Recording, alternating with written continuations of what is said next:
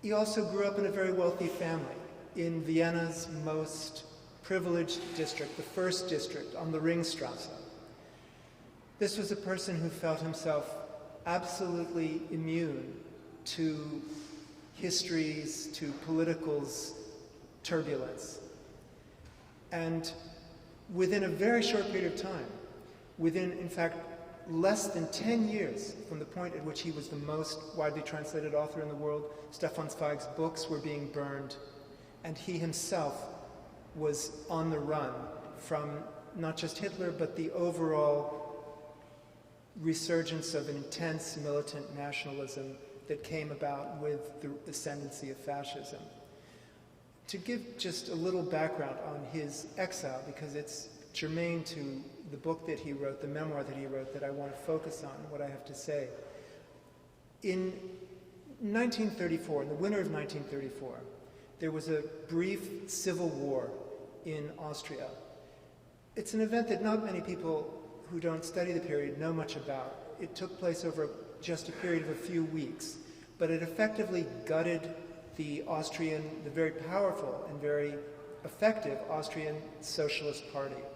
It was essentially a battle between the socialists and various reactionary forces allied with the then clerico-fascist leader of Austria, someone named Dollfuss, who wasn't himself at that point aligned with Hitler, who was in fact trying to keep Austria from being annexed by Germany, but had his own homegrown version of fascism and felt sufficient pressure from the more reactionary elements in his party that he felt he could no longer allow socialism to exist as a viable movement in Austria. And once he managed to essentially destroy the party by either arresting people or driving them into various forms of exile and killing many hundreds, the road was open for Hitler's annexation of the country in 1938.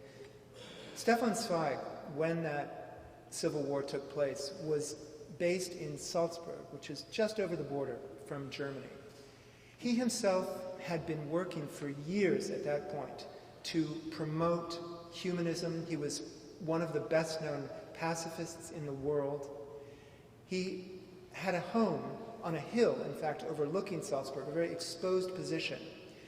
Nonetheless, at one point as the war was winding down, his home was searched by the local police for guns. There was a suspicion that he might be hiding arms to be distributed to the socialists.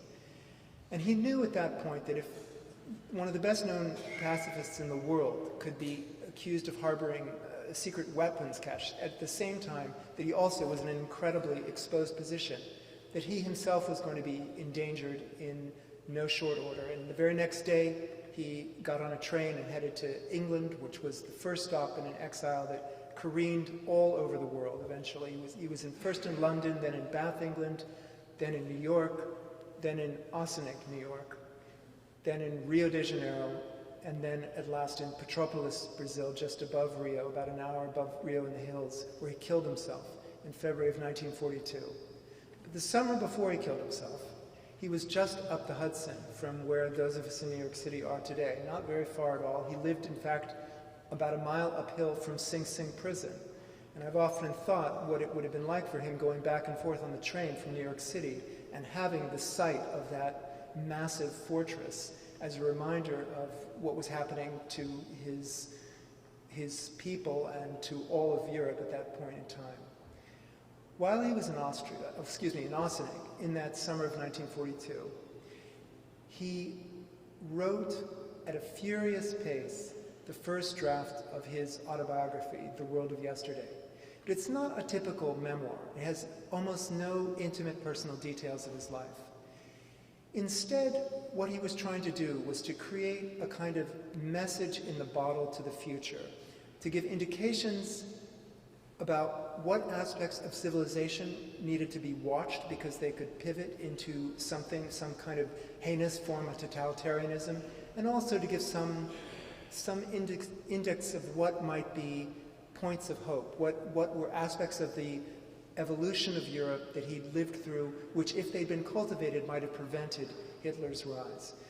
He managed to write literally something like 300 pages in a matter of less than a month. He was writing in this feverish pace. He never left this very, very small, very grim bungalow that he lived in. And it's amazing to think of this man who had been at the center of all sorts of different European movements aimed at promoting humanism, reduced to this very, very contracted existence, almost no social life in this tiny little house in this town that for him was in the middle of nowhere. But I think it gave him a certain fiery clarity, gave his remarks a real passion that it merits revisiting today, because he tried to trace what he had missed. It's a very modest book in many ways. One of the points that he makes right away is that he can't remember when he first heard Hitler's name. He doesn't know where the whole movement associated with Hitler and even preceding Hitler in terms of Italian fascism, where it began to be a real issue. One of the points Zweig makes is that in these periods where there is an intense upsurge of nationalist, reactionary elements, there are going to be many little figures, any one of whom might be the one who, from some bizarre confluence of circumstances, ends up being the dictator to watch. And I've thought about this for a number of reasons in terms of what we're seeing today, partly because horrific as this administration is, we don't know that Trump is the person who is going to really take things all the way over the edge. And I think it behooves all of us to be very vigilant about other figures who may seem absolutely marginal today, but who are garnering some kind of support in some little corner and may ultimately have, if not a charisma, some magnetic message, some way to channel a very dark will amongst the masses. So, what does Zweig tell us to watch out for? One thing he says, and he remarks on this long before Hitler, again, was the Chancellor of Germany, but when fascism was gaining power, he writes of seeing the little groups of young conscripts to the National Socialist movement moving through town in these beautiful limousines, in very, very fancy cars, trucks, and spanking new uniforms. Very, very, very, very well decked out. In other words, they were well financed. And I think it's always good in the old Marxist adage to follow the money. And so one thing with this administration, and it's more, I don't know what the right word is, more virulently activist elements, is to look at what is being funded. He says the second thing to watch out for, and maybe the most important aspect of what we witnessed in this last election, is the power of propaganda, right? And it's not just propaganda to spread a lie, to ignite a frenzy among the core followers. It's also propaganda that can serve to distract and cover up the actions that the administration, that the party is focused on really managing to bring through to fruition. I thought a lot about this issue of distraction in this last campaign, even apart from the message of hate. I think if the planet survives another 100 years, survives this man and his like-minded cohort, I suspect that people will look back on the 2016 election as a real watershed in the distraction of the electorate, partly technologically induced ADD. I mean, there can't have been any campaign before where there could be one outrage after another which would just seem to evaporate within days, partly because the mainstream media didn't continue covering it, but also because people seemed unable to hold in their heads the jumble of the sheer volume of outrages, but also the sheer volume and barrage of different kinds of information that were being fed through them, through this feed that we seem all too addicted to.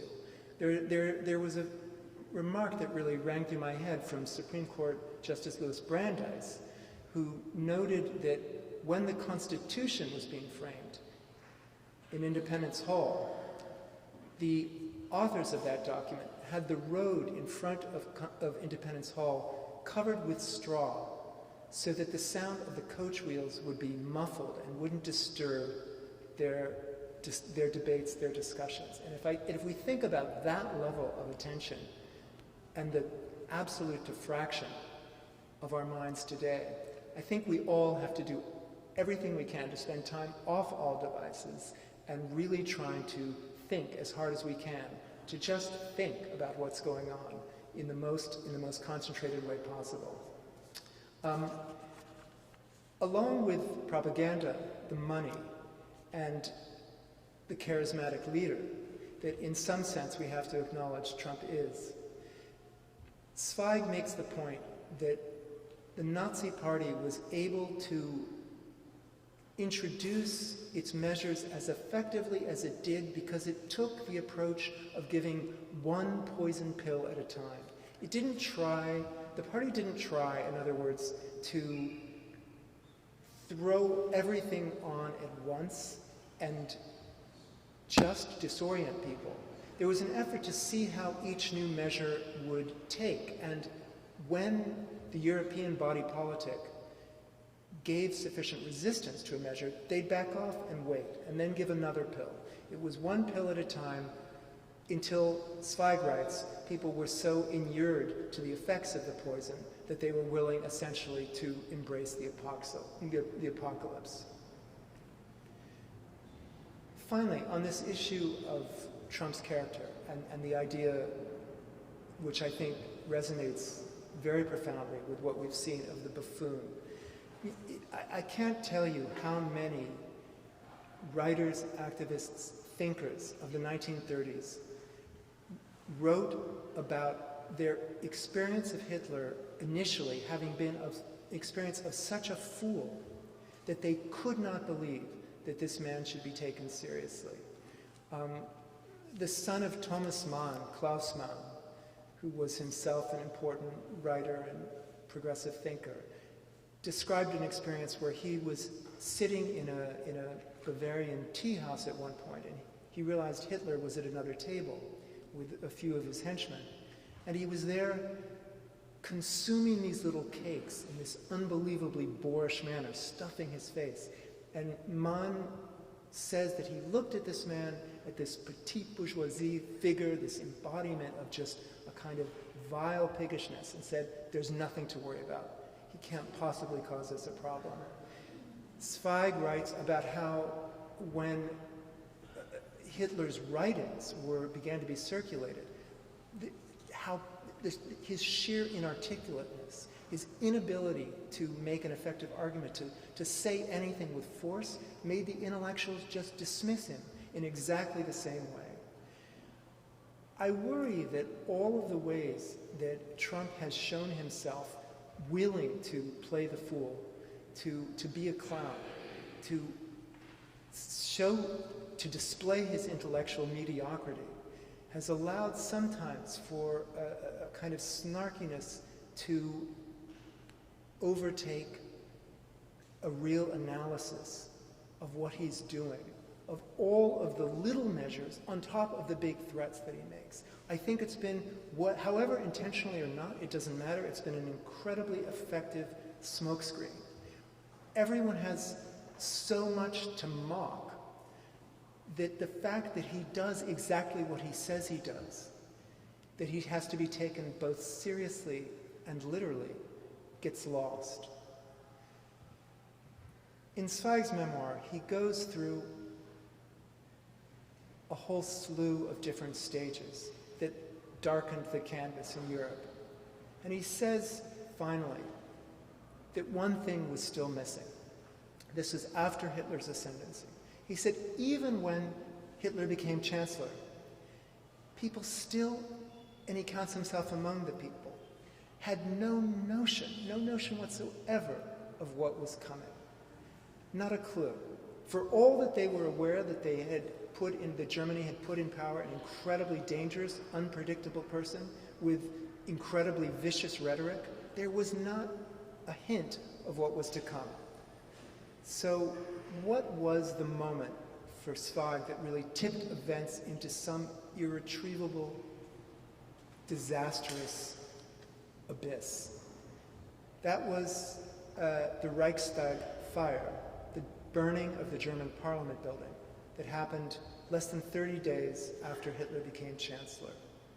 This was a fire that there's been speculation may have even been ignited by Nazis, the Nazis themselves.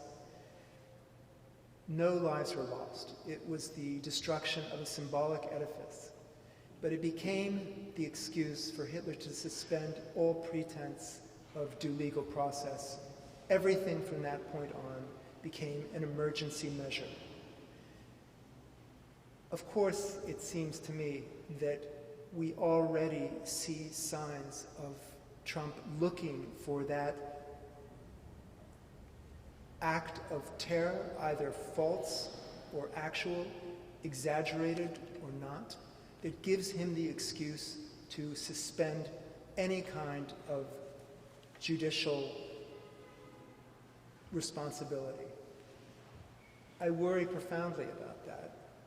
And it's one of the reasons that I think, so far from ever allowing this administration to be normalized, it has to be resisted every single step, and every single executive order has to be protested. The minute that an agenda that we know has such an enormous tide of hatred behind it is in any way allowed to become business as usual, I think that the opportunity for bursting out with some massive atrocity that changes the ballgame overnight is huge. You know, people are still making a lot of money in this administration while this administration's in power. That's one of the reasons that the GOP has shown itself so spineless. Until the economics are disrupted, I think it's going to be very, very hard to really get at him. But if people boycott goods, if they block roads, if the people who make Trump possible start feeling this is not working out so well economically, maybe we can avoid that catastrophic last moment. You know, Zweig teaches us that there is, in fact, a window in which it's possible to act. But once that comes down, you're in a whole other reality, and there's no way out. And I hope that all of us do everything in our power to seize this hour now. We do still have the power to act. Things aren't yet set in stone, and it's all of our responsibility to do everything we can to fight. Thank you.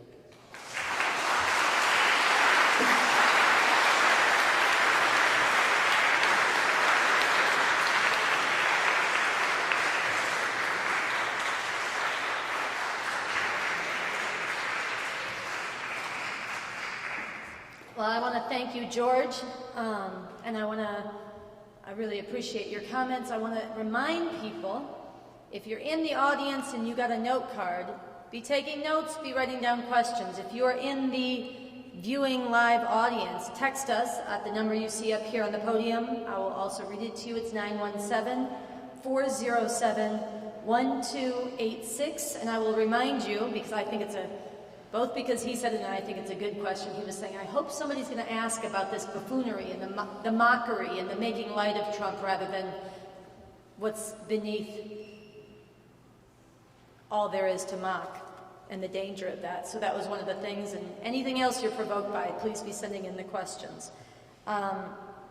Next, we want to bring up our next speaker is the director of Casa Freehold in New Jersey.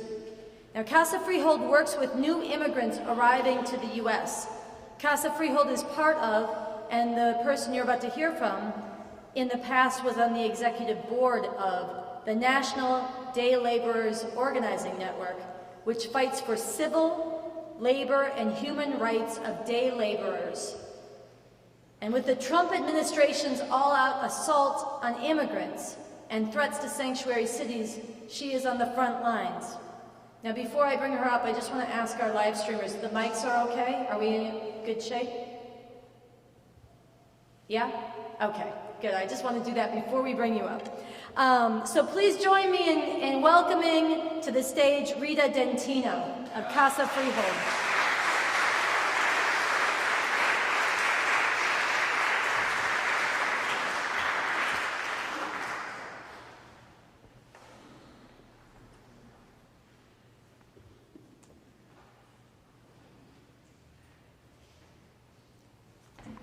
Thank you. This one. Okay. Okay. Thank you. And I'm really honored to be invited here to be with you tonight, both you who are here and you who are across the country. I always feel, well, myself, I am the most at home at maybe 6 o'clock in the morning out on the street with the day laborers. Sometimes when people see me there on a Sunday morning, here we are in a church, and they see me outdoors along the side of the street, some church people will assume that I am there as a representative of a church, which I am actually not. And I say I am also one of the workers, just the same as the people I'm with. We're just all equal here. So, and Sunday for us is pretty much the same as every other day. We don't have things called weekends and things like that. We don't go out on Friday night knowing that we could sleep in on Saturday morning. That whole world does not exist with us or with any day laborer. But right now, I would like to back up and say a piece of news that I heard just today. I had heard it, but I hadn't read it as fully, really, until actually I got here. And it brings out, you know, some of what you were just talking about. And a program was announced today, I believe, and this program is called VOICE. Strange name, actually. And VOICE is an acronym that stands for Victims of Immigration Crime Engagement. So V-I-C-E, V-O-I-C-E, like that. And that's supposed to be a national hotline for victims of crimes, you know, that have been done against them by immigrants and refugees. It's part, really, of this whole thing that's been especially strong under Trump, but it's really been going on for quite a while, of criminalizing immigrants and criminalizing refugees. The mistake they made this time, and they made a really big mistake to me when I read more deeply into it, is they published a list of all the people in Homeland Security who are undocumented immigrants. And who they published in that list were little tiny babies. They didn't take any age difference. So a newborn baby could be the criminal who committed the crime and made you a victim. And I looked at that and I said, what? You know, how far have they gone this time? You know, that they could have done that. You know, I have been doing this work for the last 14 years, and I work with unaccompanied minors, children who cross the border by themselves and hopefully make their way to some protected place to stay eventually. And in all that time, till today, their identity was kept private. Anybody under 18, their identity was kept private. You know, even those people who are trying to help them, you know, that could be a blockade a little bit, but that's okay because we understood we were protecting children. But as of today, the identity of babies and children has all been put out into the light. And that's how little this Trump administration cares about these people. You know, and it also shows, though, how much in the front lines of this whole thing immigrants are, and especially, well, day laborers, I think most of all, I think day laborers, and I also think domestic workers. Day laborers are visible. We see them out on the corner waiting for work. Domestic workers are more invisible. They're in homes. They're caring for that which we love the most, our families, our homes, and they're often, under the worst of conditions. So we need to remember them too, and sometimes in our situation as advocates, we have to go and rescue them. Should I move this down just a little? Or? I don't know. It looks like it's like up over my nose. Okay. Okay. But anyway, that hit me as such a slap. And we talk about these crossing times, and you described it very, very, sadly but beautifully. These crossing times when we come to a realization, and this today when they come out with this voice program was for me a crossing time. But really, what Trump inherited a ready-made, horrible, broken immigration system. So he didn't really have to create something. He inherited a prison industrial complex, which many of you here are familiar with and have been fighting for some time, and know that we have only 5% of the world's population here and 25% in prisons, and immigrants are part of those in that prison industrial complex, and they are people of color, and that's a point too that's so important in this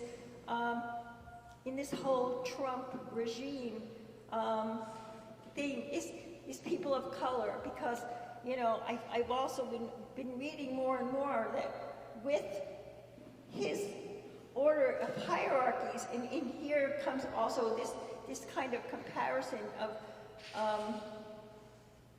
of what is the purest race, or whatever you want to call it,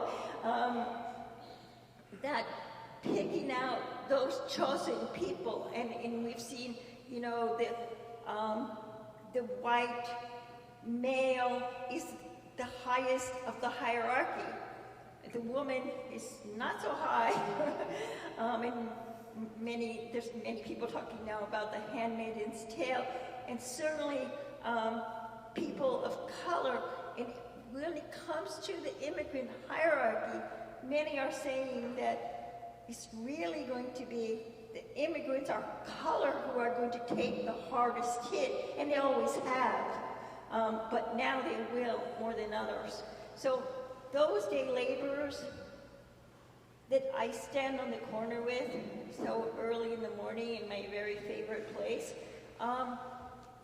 they're out there and they're so vulnerable now. Sometimes I think to myself, if somebody took me up and they plopped me up and they stuck me on a corner in China, and I didn't speak the language and I didn't know the culture, and I had a full expectation that some stranger was going to come along, pick me up, take me to work, and pay me and treat me respectfully, and at the end of the day they were going to bring me back. I think, I must be crazy to have such an expectation, but that's really the expectation that day laborers live with every single day. So the people who see day laborers, they look maybe comfortable hanging out. They're really not so comfortable hanging out, and they have to worry about ICE showing up, and they have to worry how those bosses, whoever the boss happens to be who's going to come that day, how they're going to treat them. And now, under this Trump regime, sadly, Trump has empowered the worst of the worst in our country. And so we have instances of not long ago, in the middle of the snow and the wind and the cold, I received a call from workers. 12 workers had gone out and just been left in the middle of nowhere. They had no idea where they were. and this very hard man, he just left them there. And then we had to find them and go and get them back. And we have more of these kind of things. And luckily, no harm had come to them. And luckily, too, a good Samaritan came in the meantime and brought them into a warm place. But we're going to have more of these kind of things. And as far as, I echo what my friend was saying, that we have to act daily. I hear people say, oh, the next election. No, it's not the next election. It might not be any election. I worked at the election, actually, and I woke up and I had maybe like 5 minutes or so to get upset, and then it was time to get back to work. And it's a work daily, and every single person, people have for too long been in their comfort zones, whichever they are. We all like to be around the people who have similar beliefs to us. We're marching down the same path. But I think we have to make a pledge to ourselves now, every single day, to step out of that normal comfort zone and begin to do that on an individual level. And then, yes, join with people, like-minded people like we're with right now, hopefully, but also go outside on the street, and somebody who we would never talk with or never be with, do that every single day, and we have to make our world bigger, because otherwise it will be made very small for us. And I'd like to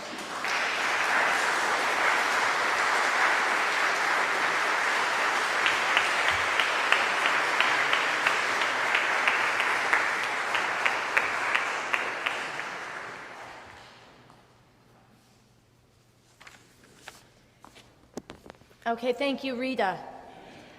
I want to read the number again for people to text in your questions. It's 917-407-1286. I'll say that again, it's 917-407-1286.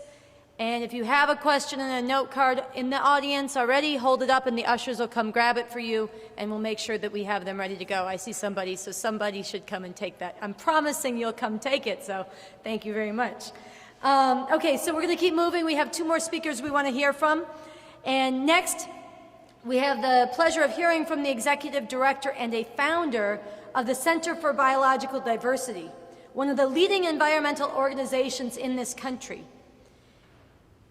This person writes and lectures on the threats to and preservation of and relationships between cultural and biological diversity. After the 2016 election, he and the Center for Biological Diversity launched a countrywide tour, which I love the title of, called Earth to Trump Roadshow of Resistance. So let's show some love for Kierán Suckling. Come on up.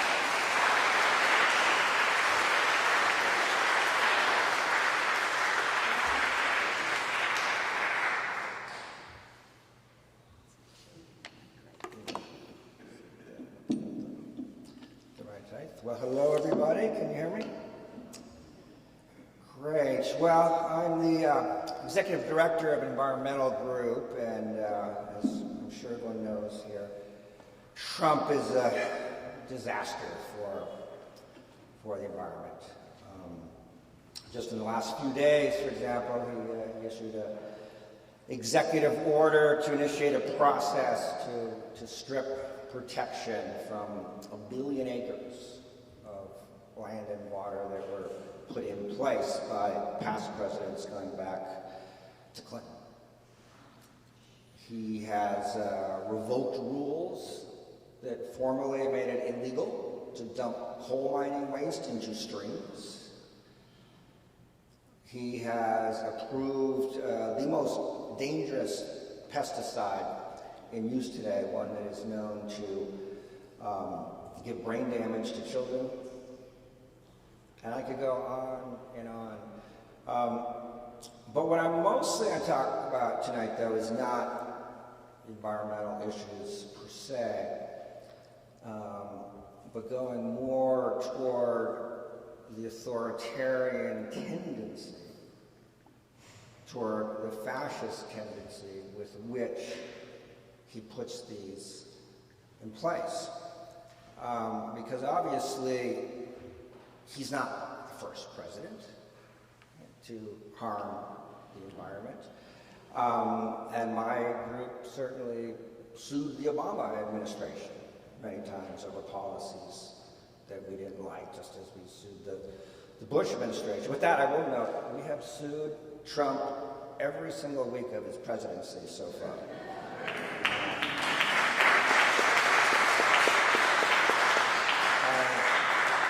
And we will continue to do so, which by my calculation means we need to sue him about another 50 times or so.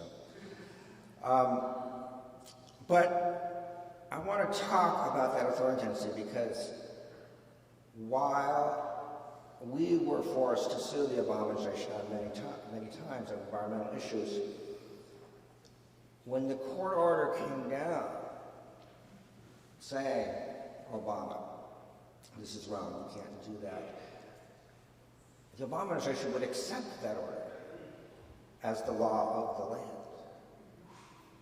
He had a bad policy, but he did not have an authoritarian policy. And so we would accept that order, whereas I think what's extraordinarily dangerous about Trump is his refusal to acknowledge the courts.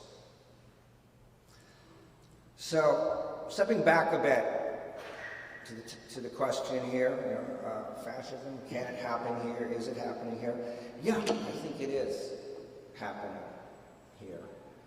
I think it can be stopped. I think it will be stopped because there's been an extraordinary resistance rising up with Trump, of people seeing this like I've never seen before in my years of doing this work. I think it will be stopped, but only because of that resistance, which is going to have to keep growing and getting stronger and more insistent every day. But we're seeing a lot of signs, a lot of warning signs, and so I want to talk about some of those. Some I'll just list, and some I'll talk a little bit in more detail. And one is nationalism. If we look back, or even just sideways at current fascist regimes, one of the things you see very consistently is this fascism. This nationalist tendency. Doesn't mean all nationalists are fascist, but that is a common denominator to them all.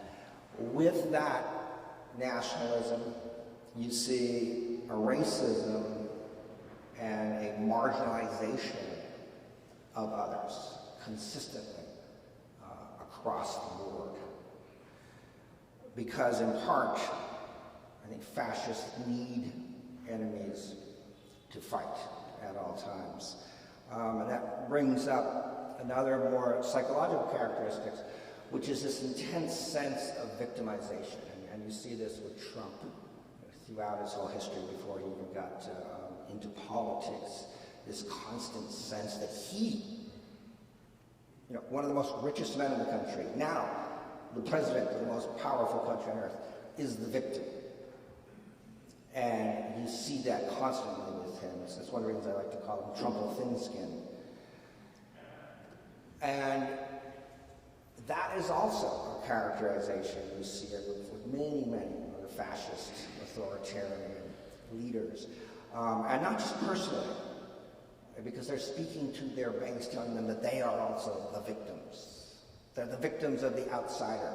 These people, who typically are the people with the least power possible, somehow they are threatening you, right? Somehow your life is existentially threatened by gay people. You are threatened by Jews. You're threatened by immigrants, the least powerful people in our entire nation. Right?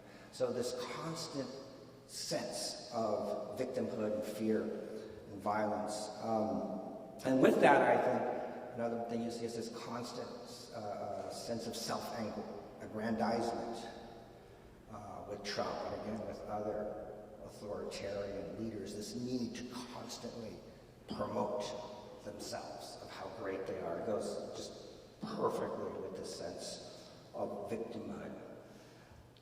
There's a convergence with industry, in the interests of industry. And this is a complicated one because it's not just industry overall, but picking and choosing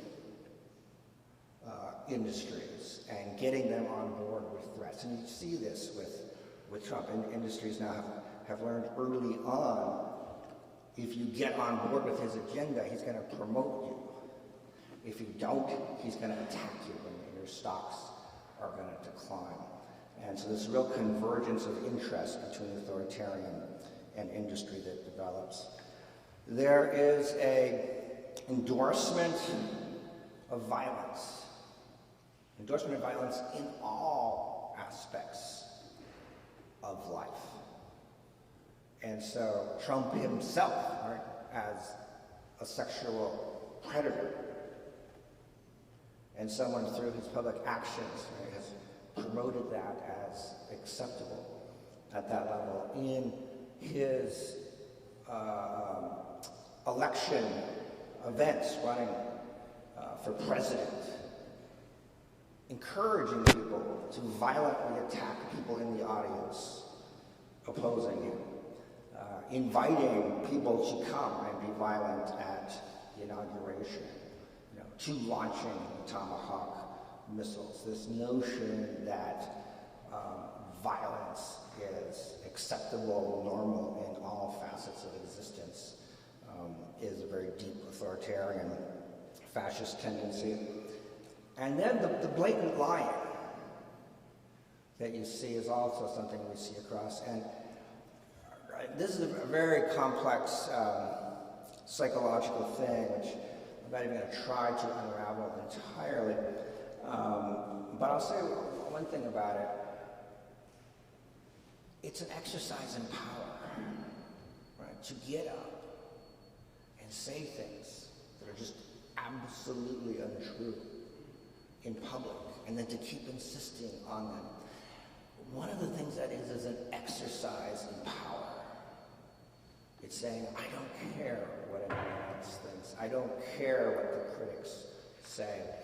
I have the power to stay with this and to stick with this. And I'm going to show you that by doing something so outrageous. And so, he will actually claim, right, I have the biggest electoral margin victory in history over Clinton. Just any 6-year-olds can go on the internet. Sure, that's not true. But it's not that Trump exactly is wrong on this. It's that this is a demonstration of raw power. And so telling him he's wrong doesn't take away from that. In some ways, it feeds that machine. There's something really, I think, profound that all of us as resistors in the media have to think about, which is that there is a way in which fact-checking him feeds that system, which is not to say you can't do it, but we have to think of how to do it differently, or maybe more importantly, how to combine it with something else other than fact-checking. And then finally, and most obviously, I suppose, is this concentration of absolute power in the executive, which is Trump, which is the very definition of fascism. And I want to talk about that more, and specifically this. It seems to me, if you're going to succeed in being a fascist, if you read the fascist manual, one of the things you'll realize quickly is you have to go to war with the media. You cannot be a fascist if you do not, because the media will expose you. It will object. And you cannot be a fascist unless you deal with that, unless you go to war. And of course, we've seen that with Trump for a long, long time now. I'm not going to go into detail because it's so obvious, but I'm sure you all remember him at one point even calling the media the enemy of the people. The sort of classic move. If you attack me, you attack the people. If you attack me, you attack the nation. You know, I am not only the authority, I essentially am the symbol of society, of the nation. And so we've seen that, and we'll keep seeing this. And by the way, not just in his verbal statements, of course, but you know, the media were attacked physically during his election. You may remember I forget what they call them now, but the little areas where the media were forced to sit in during his rallies. I mean, extraordinary exercise of power over them, and also extraordinary weakness, frankly, of the reporters to go in them. Now, if you went outside them, you would be arrested, as some of them were. But so what? I mean, that's your job at that point, is to get arrested, to refuse that power, to take that hit. Because you know what? You're a member of the media, which means, yeah, you're probably white and middle class. You're going to survive. They'll put you in jail. They'll take you out. Right? Not that hard to do.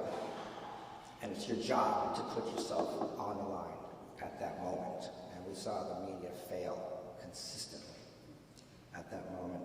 You've got to go to war with science if you're a fascist.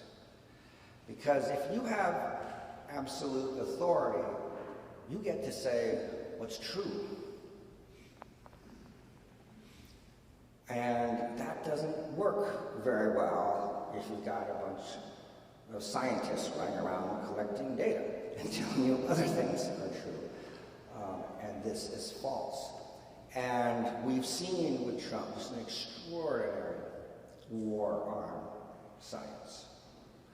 Not just in his denial of things we know are true, denying global warming and so forth, putting people in charge of these agencies who also think that, but literally removing thousands of web pages from government websites that are there to present the science that has been collected about human health, environmental health, history, everything.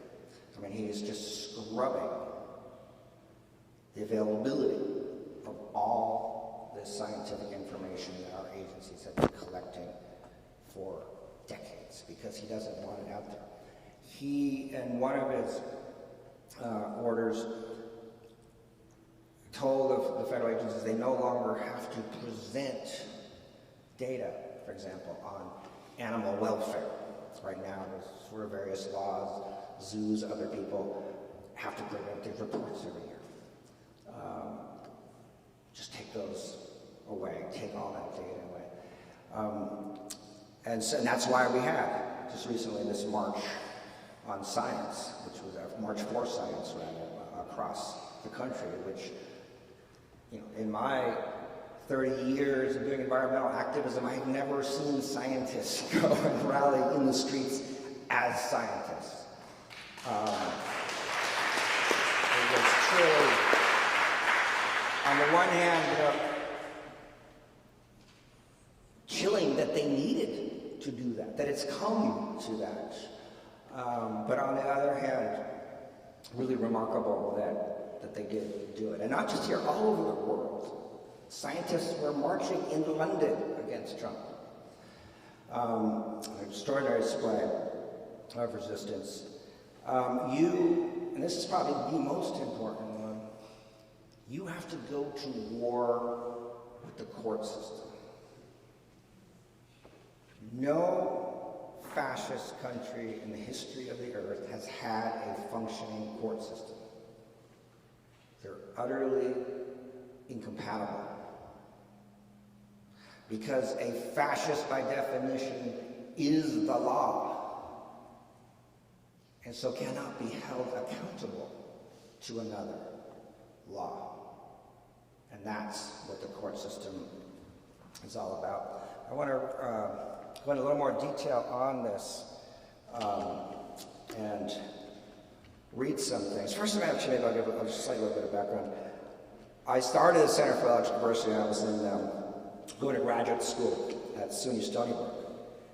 And I was studying philosophy at that time, and I wasn't particularly interested in the law. I think my attitude was probably similar to many folks, which is, well, sort of probably a necessary evil, more or less. You know, if people were just good, we wouldn't need this court system, and so far, you know, I viewed it as a fairly overly rule-bound world. And then I got into environmentalism, and I quickly learned just how incredibly important the law is to justice and to social movements, how incredibly important it was to the civil rights movement. And, you know, the way our government is structured, we basically got three pillars. You've got Congress, which independently creates the law, can create whatever law that it wishes. It can't be made to do so by the president, for example. It can't be made to do so by the courts. It has the absolute power in that realm of making laws. Then you've got the presidency, the executive. And the executive needs to carry out the laws of the Congress, whether the executive likes them or not, but also has independent power. And then finally you've got the courts. And one of the most important things the courts do is to judge whether the presidency, meaning the whole executive system through the agencies, whether they are violating the law or not.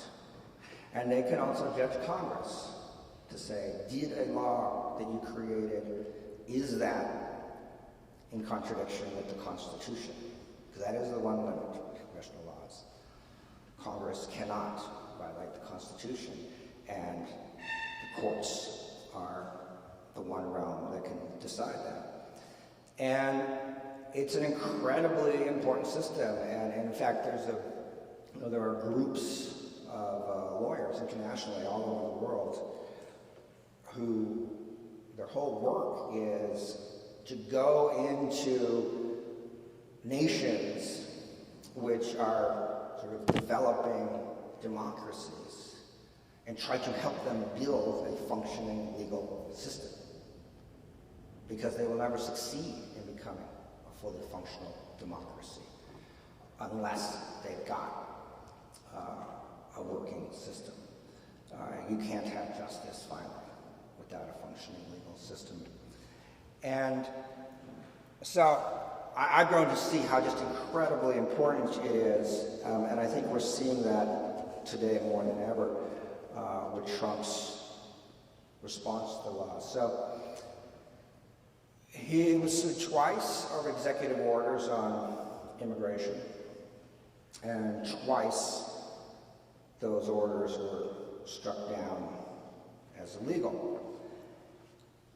And as I mentioned before, every president has various rules and laws, or various rules they put in place struck down. Every Congress has some laws that is created, also struck down as unconstitutional. But for the most part, they accept that.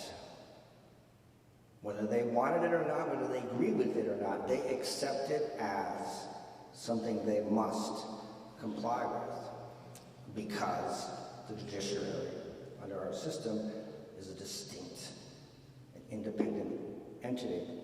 So when Trump lost the first trial over immigration, this was one brought by the city of Seattle and others, one of his spokesmen, Stephen Miller, went on TV to talk about it. And here's his description of what happened there, his response to that. He said, our opponents, comma, the media, and the whole world. So he begins right there with, again, attack the media. Our opponents, the media, the whole world will soon see as we begin further actions that the powers of the president to protect our country are very substantial and will not be questioned, which is what the court just did. He said, I want to say something very clearly, and this is going to be very disappointing to the people protesting the president. And I'll point out in my next one, the other thing you have to go to war with to be a fascist is civil dissent. And that comes in right here as well. I want to say something very clearly, and this is going to be very disappointing to the people protesting the president. The president's powers here are beyond question. Okay, this is our president speaking. The bottom line is the president's power in this area represent the apex of executive authority. And then kind of really just cutting to the chase, he says, the judiciary is not supreme. There's no such thing as judicial supremacy. Well, we call it the fucking Supreme Court for a reason. Okay? It is supreme. The court system, and especially the Supreme Court, can overturn any policy of the president if it's illegal, can overturn any law if it finds it to be illegal. That's why we call it the Supreme Court. And I myself, in my group, have filed many lawsuits, and I've lost a fair amount of them. I'm not happy about it. And when I lost them, some old growth trees got cut down. Some rivers got polluted because I lost that case. But I have to accept that we lost that in the court. Because if you don't, that's when you get chaos. Because if the court can't answer that finally, there's no other option, right, but guns. And once you go there, it's violence and chaos. And so we all have to accept that. And this is most grating for Trump and for every fascist around the world, right? Every fascist, as they rose to power, was challenged by the courts.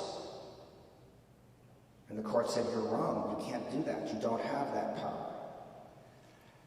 And they are very bulwark against it, and so every fascist has gone to war with the courts. And that's what we have seen here. In fact, the court order that Trump was railing against there in this first case, I want to read just a brief part from it. But first I'll sort of point this out. The issue before the court was whether there could be a court case at all. Because the Trump administration's defense of its immigration order was, this policy is not reviewable by the court system. You cannot judge me at all. I don't have to prove I'm correct, because you have no right to judge me at all. This needs to be bounced out of court. So his very legal argument was against the very power of the court. And this is why the court, in its response, wrote, there's no precedent to support this claim of unreviewability. It runs contrary to the fundamental structure of our constitutional democracy.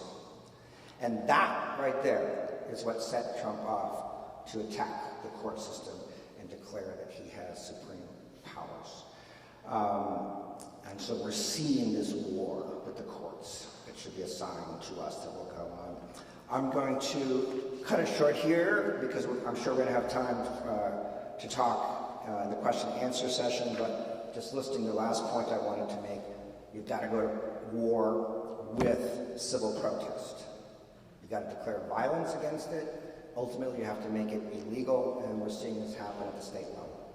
So with that, I will pass it on to the next speaker.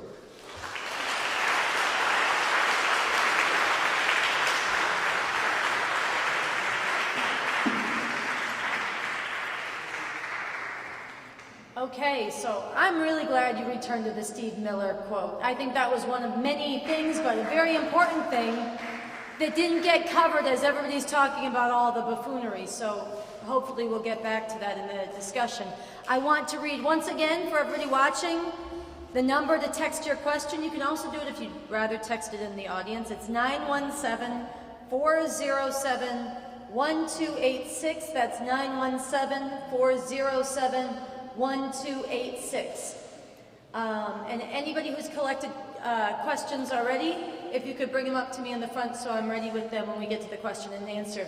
We are going to now move to our last presentation, and we are going to hear from the spokesperson for Revolution Books, which is the intellectual and cultural center of a movement for an actual revolution right here in this country.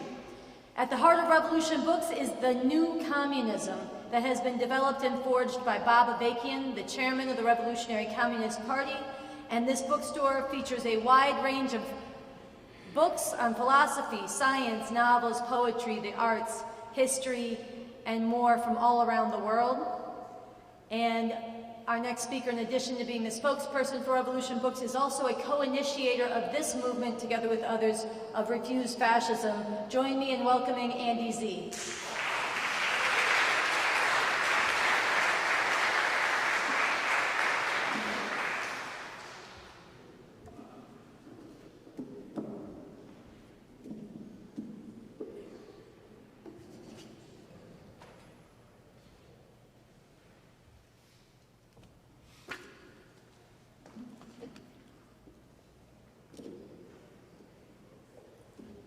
All right, how you doing? Okay. Sound good? All right. Fascism in America. Could it happen here? Yes. Is it happening here? Yes. The call to action of Refuse Fascism begins. The Trump-Pence regime is a fascist regime. Not insult or exaggeration. This is what it is. What is the danger that the Trump-Pence government poses?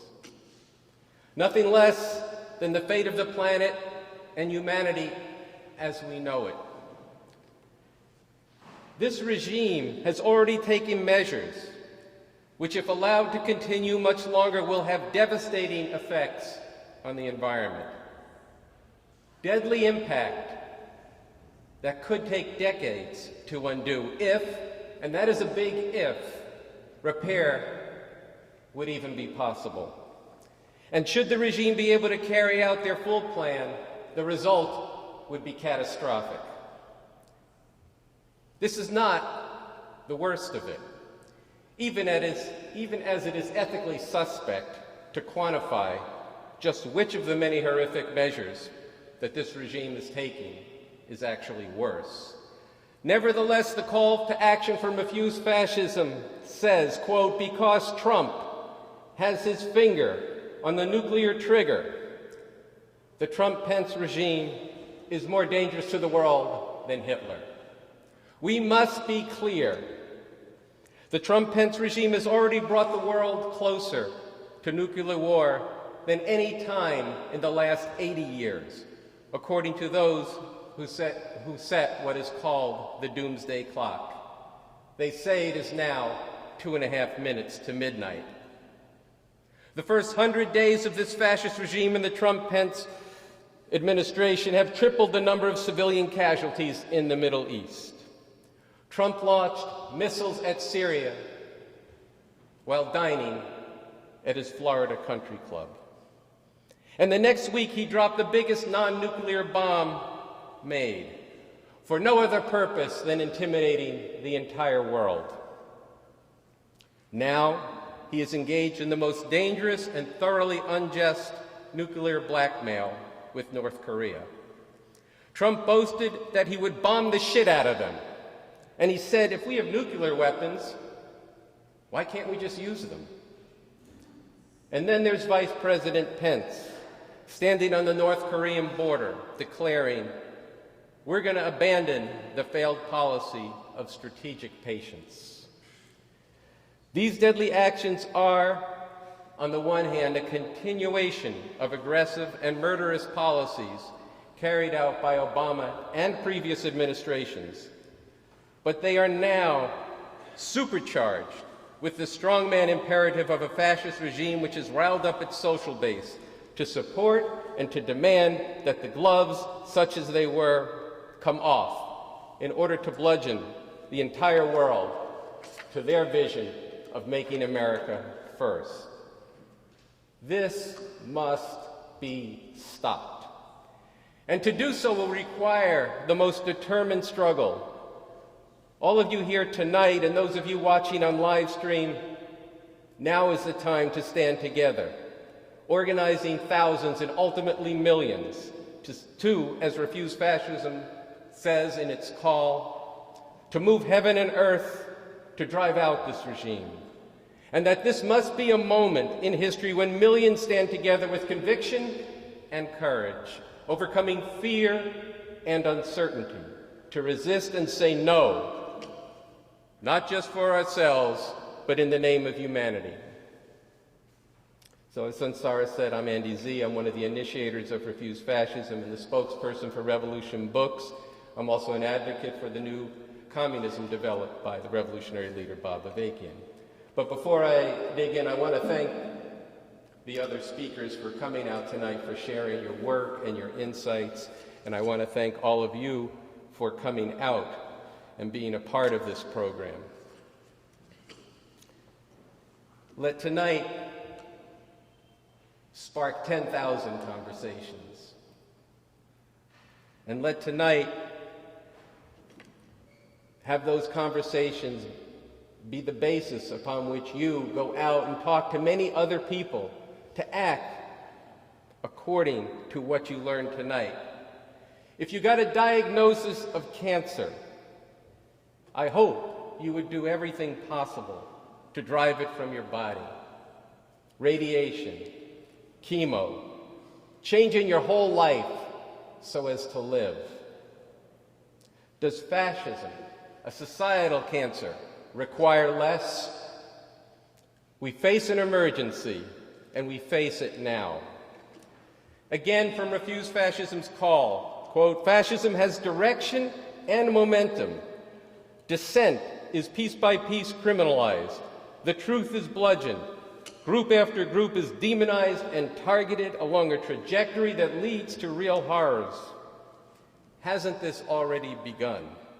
Instilling fear and impacting and destroying lives, immigrant lives, Muslim lives, refugee lives, Mexican and Latino lives, Black lives, and in a very real sense, ultimately the lives of people here and around the world. 48-year-old Romulo Albiuca Gonzalez lived in the U.S. for decades. He dropped his teenage daughters off at school. ICE waited, then they pounced.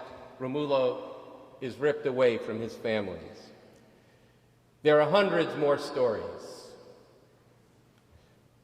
The Trump-Pence Attorney General Jeff Sessions, standing on the border with Mexico, a hellscape, he called it. He drawled with his sickening plantation master sneer. He said that this is, quote, a new era to rid American cities and the border of the filth brought on by the drug cartels and criminal organizations, employing Nazi language of demonization to terrorize immigrants and refugees and to mobilize a fascist base.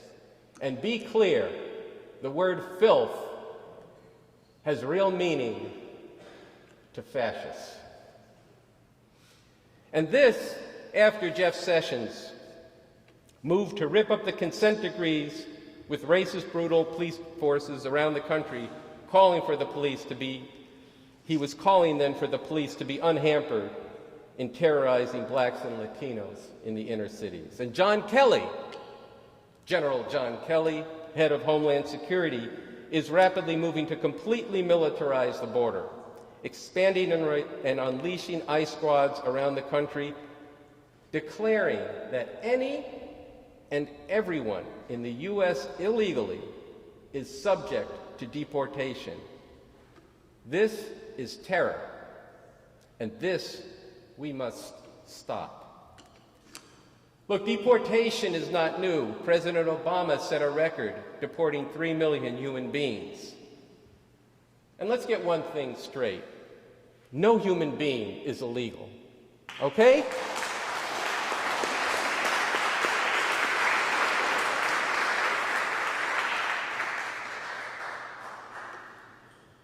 But the Trump-Pence fascist regime is not just continuing mass deportations on an enhanced steroid program, but their very arbitrariness, combined with saying and meaning that every and all immigrants are suspect, while ramping up the militarized repressive ICE apparatus, and at the same time fighting to lock down U.S. borders with the wall and the travel ban, is the road to a different society. It is a fascist zeitgeist, and it will be a fascist law with horrific consequence. The demonization of the refugee and the immigrant, filth, criminals, rapists, stealing our jobs, Muslims, by definition terrorists, all this is the cutting edge of a whole fascist package of Make America White. Unfolding this piece by piece, acculturating people to accept this and turn their eyes away from those groups targeted, and even more ominously, to prepare the country for even greater atrocities to rain down in bombs and war against the people from Africa, where the administration has loosened the rules of military engagement, to the Mideast. This is fascism. And if we had the time, we could make the case for the same kind of transformations and vicious programs that are aimed against women, black people, LGBTQ persons, and the existential danger that this regime poses for the planet and all of its species. If you are concerned about, if you are fighting back on any of these fronts, understand that these battles are not now living in a more favorable time because the people are aroused against Trump, but that these fights need to be waged as a whole with a unifying theme of driving out this regime. Because as fascism consolidates, there will be less and less ground to fight on, and it can become too late. As we approach the 100th day of this regime, the question is not, as the mainstream liberal media and the Democrats present it, how little Trump has accomplished in his 100 days. The essence of it is, the matter is how much, how far, how draconian are the things he's already done, and where this will lead if not stopped, and stopped soon. Everyone who sees the scale and the scope of what this regime has done and are doing must hammer at this everywhere you go. The Trump-Pence regime is doing that. Every day they jump from one outrage in word and deed to another, from dropping bombs to terrorizing communities while careening from one lying and threatening tweet and outrageous press conference to another. It's dizzying, and that is an integral part of the method to their madness.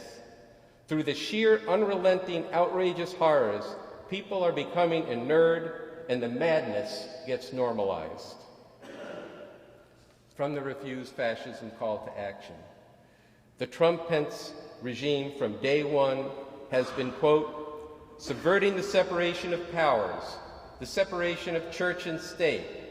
The regime has called for a new nuclear arms race. It has demonized the press. It has dismissed the very concept of truth, substituting their own fabricated alternative facts. And most important, fascism is not just a gross combination of horrific reactionary policies, it is a qualitative change in how society is governed. So what is the essence of this qualitative change? And here I quote from the website revcom.us, the website of the Revolutionary Communist Party. The quote is this, quote, "Fascism is the exercise of blatant dictatorship by the capitalist imperialist ruling class, ruling through reliance on open terror and violence, trampling on what are supposed to be civil and legal rights, wielding the power of the state and mobilizing organized groups of fanatical thugs to commit atrocities against masses of people, particularly groups of people identified as enemies, undesirables, or dangers to society. At the same time, and this can be seen in studying the examples of Nazi Germany and Italy under Mussolini, that while it will likely move quickly to enforce certain repressive measures in consolidating its rule, a fascist regime is also likely to implement its program overall through a series of stages and even attempt at different points to reassure the people or certain groups among the people that they will escape the horrors if they quietly go along and do not protest or resist, while others are being terrorized and targeted for repression, deportation, conversion, prison, or execution." End quote. Isn't this what is unfolding before our eyes? Trump and Pence, Sessions and Kelly, they've advocated for and begun the remaking of the police apparatus and, yes, the law. "Be forewarned," said Jeff Sessions, "this is a new era. This is the Trump era." Millions of black youth have been the targets of a slow genocide through mass incarceration. And before being locked up, they are confined in cities under intense police pressure, with no way to survive but to fight each other over petty turf. And now comes the Trump-Pence regime to take the gloves off, including the threat to send in the feds to Chicago. Trump has unleashed rabid, fascist, racist thugs who have been organizing to do bloody street battle, now focused in Berkeley. And know this, there is no contradiction between fascism coming to power through elections and the mobilizing of a militia outside the direct control of the state.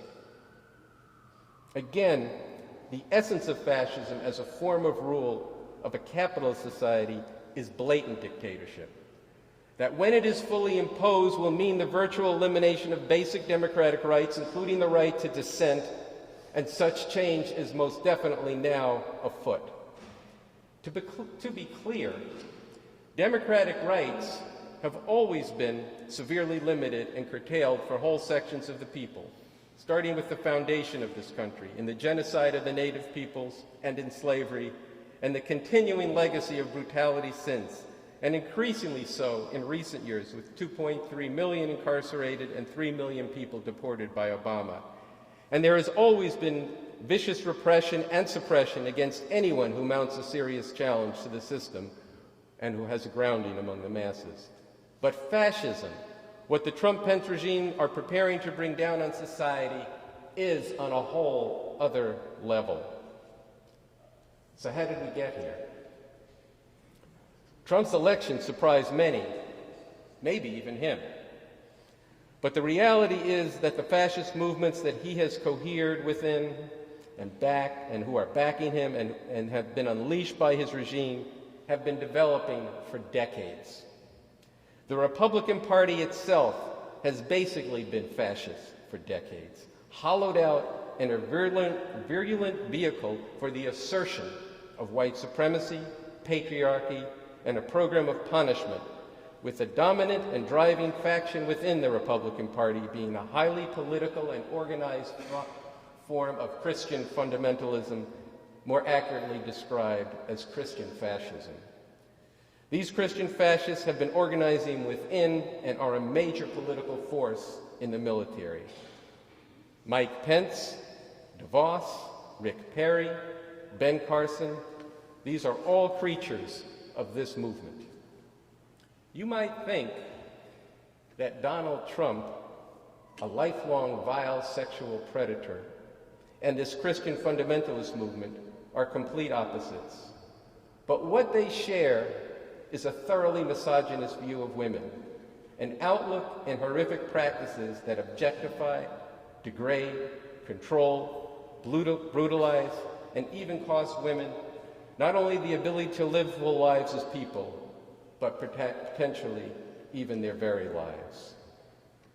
And driving the rise of this fascism have been major changes and challenges in the international situation, in the global economy, and changes in the legitimizing norms of this country, that is, its cohering values and morality.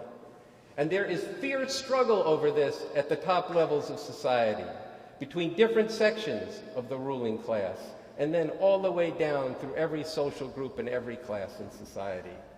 Underlying this is a situation where the U.S., the dominant and sole superpower in the world today, faces a very fraught situation of challenges to its hegemony. The U.S. wars and occupations in the Middle East have not produced a decisive victory, and reactionary Islamic fundamentalism has gained ground and influence in the Mideast and North and South, North and Sub-Saharan Africa, and in Central Asia and Indonesia. Globalization and the new technology, the entry of and dependence on women into the workforce have further undermined the traditional and social political formations that, for one thing, have formed the traditional base of the Democratic Party since FDR. These divides have brewed since the 1960s, and in an important dimension are the product of and the backlash against the 1960s. Bob Avakian, in a prescient 1998 essay, The Truth About the Right-Wing Conspiracy and Why Clinton and the Democrats Are No Answer, and for those younger people, that refers to Bill Clinton.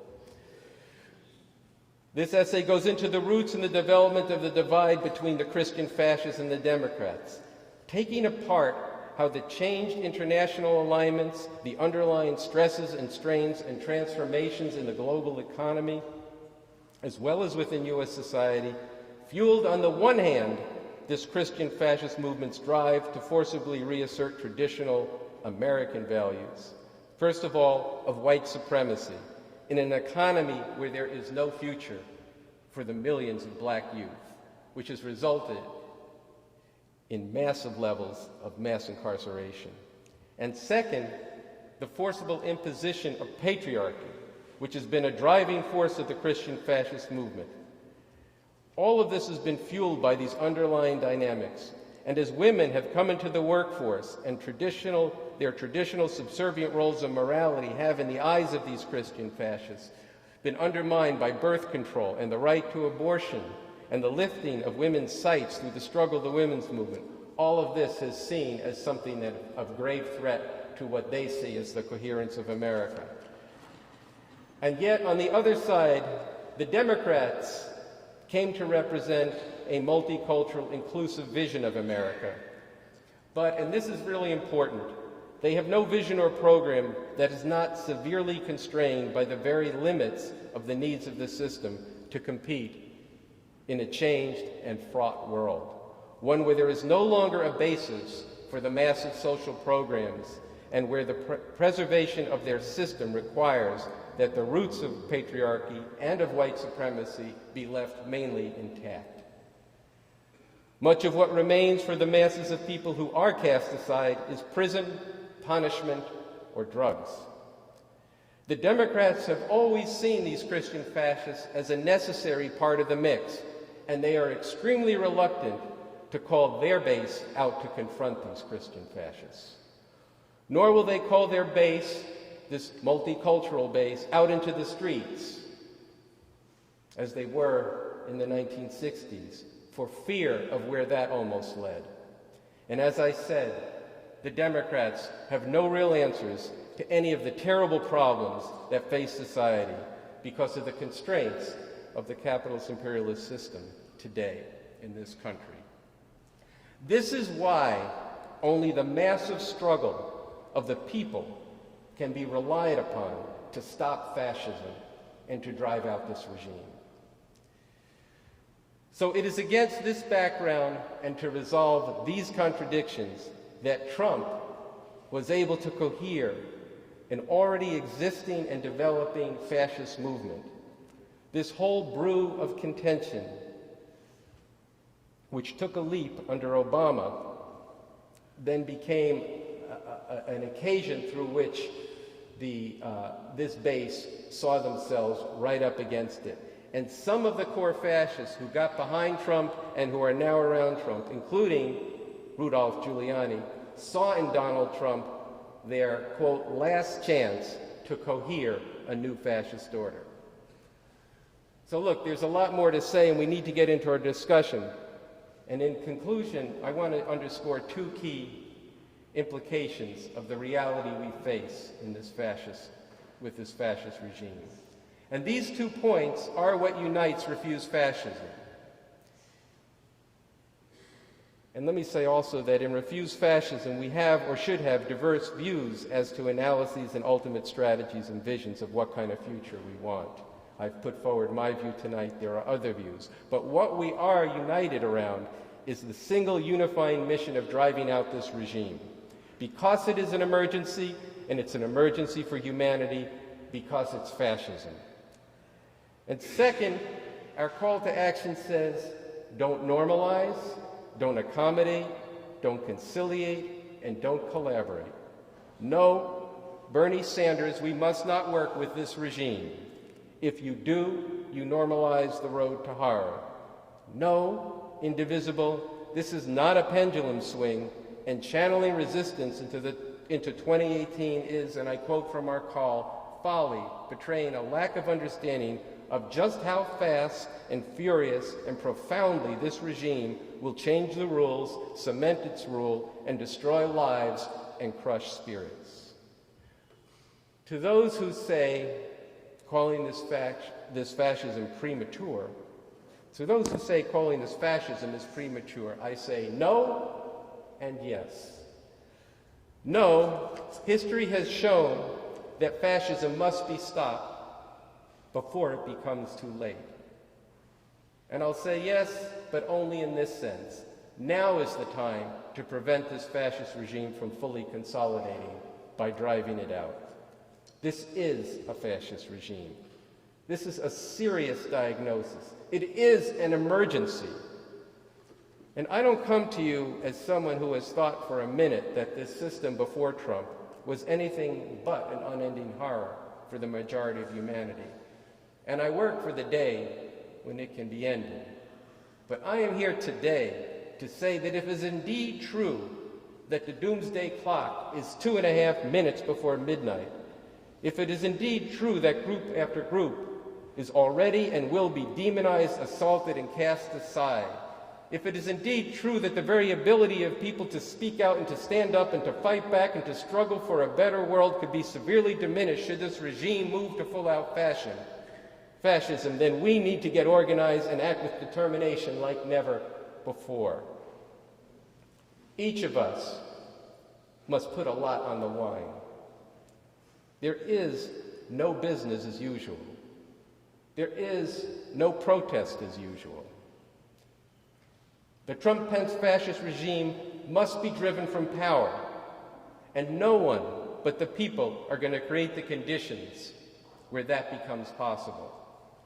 No, it is not how things have usually gone in this country, but there is nothing usual about what we face. We must organize now with all the creativity and determination we've got to prepare for a time when millions of people can be moved to fill the streets of cities and towns day after day and night after night, declaring this whole regime illegitimate, demanding and not stopping until the Trump-Pence regime is driven from power. This is what can shake up the whole country, where every faction within the established power structure would be forced to respond, and where it could lead to a situation where this fascist regime is driven from office. Think of the kind of struggle that took place in Tahrir Square in Egypt, or what took place in Seoul, South Korea, just this past winter. So reflect on everything you've heard tonight, and then get involved. Join Refuse Fascism. Get your organization or your group together and join together with us to drive the regime out. Fight every battle that needs to be fought, but have all those battles be part of and contribute to a massive struggle as soon as is possible to gather in cities across this country to stop this regime. Resolve that after tonight, that you will do your part so that this becomes a moment in history, as we say in our call, when millions stand together with conviction and courage and overcoming fear and uncertainty to resist and say no, not just for ourselves, but in the name of humanity. So thank you, and let's get to it.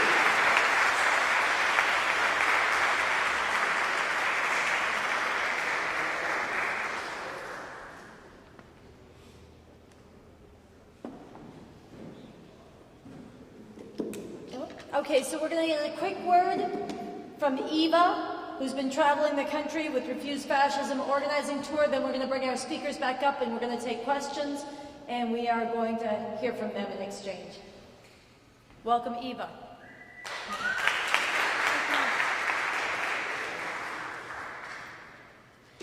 Thank you. Before 2 months ago, I had never been politically active.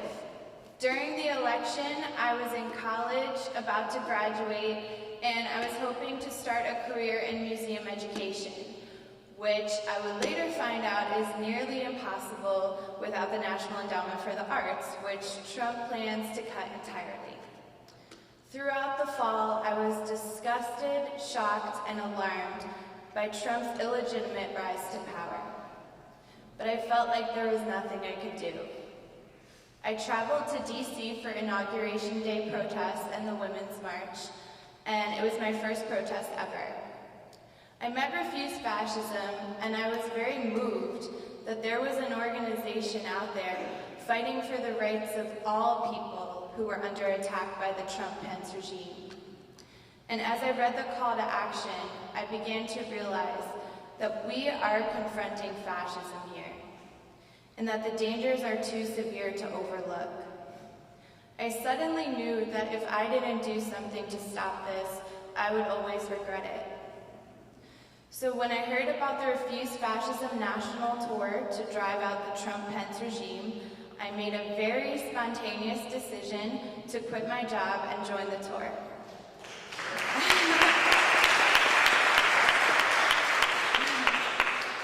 Thanks. We traveled for a full month, venturing out from New York and driving our van all the way to El Paso, Texas. We hosted organizing meetings, participated in informal gatherings and discussions, led rallies and marches, spent time on several university campuses, and made a powerful impact at the South by Southwest Music Festival in Austin.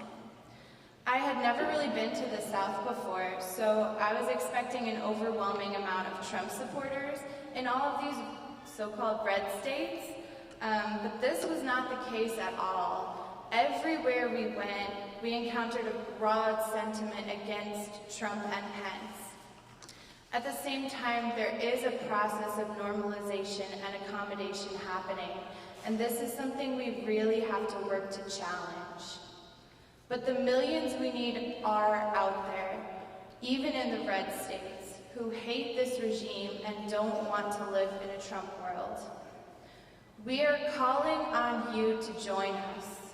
It is time for us to unite and act together now, before it's too late.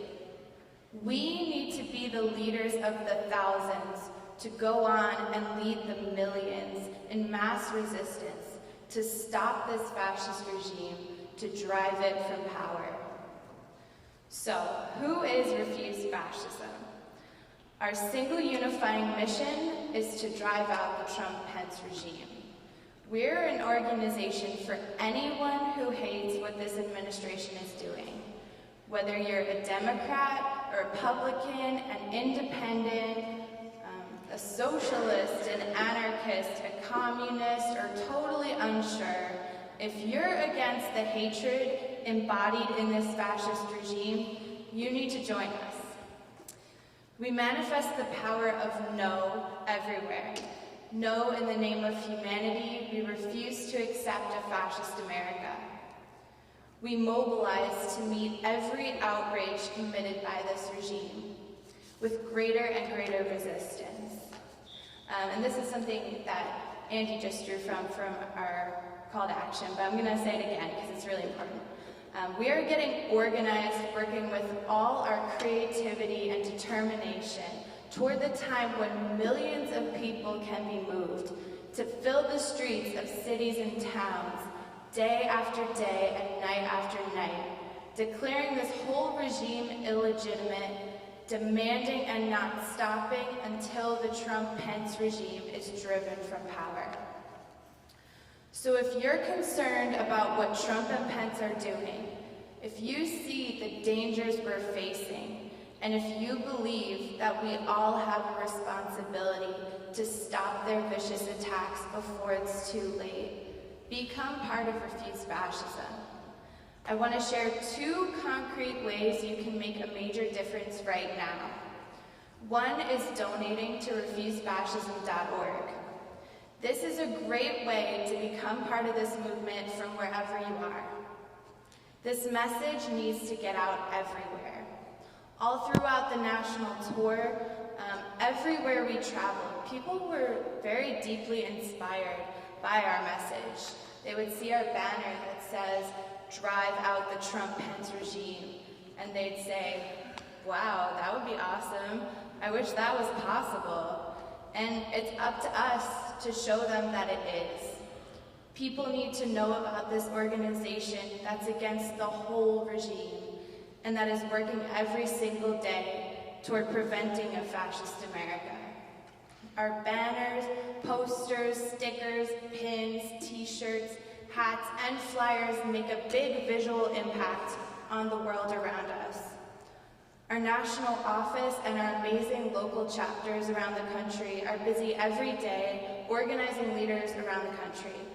And the national tour helped transform the thinking of thousands of people where we went, some of whom got organized into new chapters and took on the responsibility of standing up for humanity. We need funds to continue doing all of this. We want to see the image "no" in every corner of every city. We want 10 tours traveling around the country all at once. We want everyone to be able to get on the bus to DC this Saturday for the Climate March. We want billboards in major cities provoking questions in the minds of hundreds of thousands of people.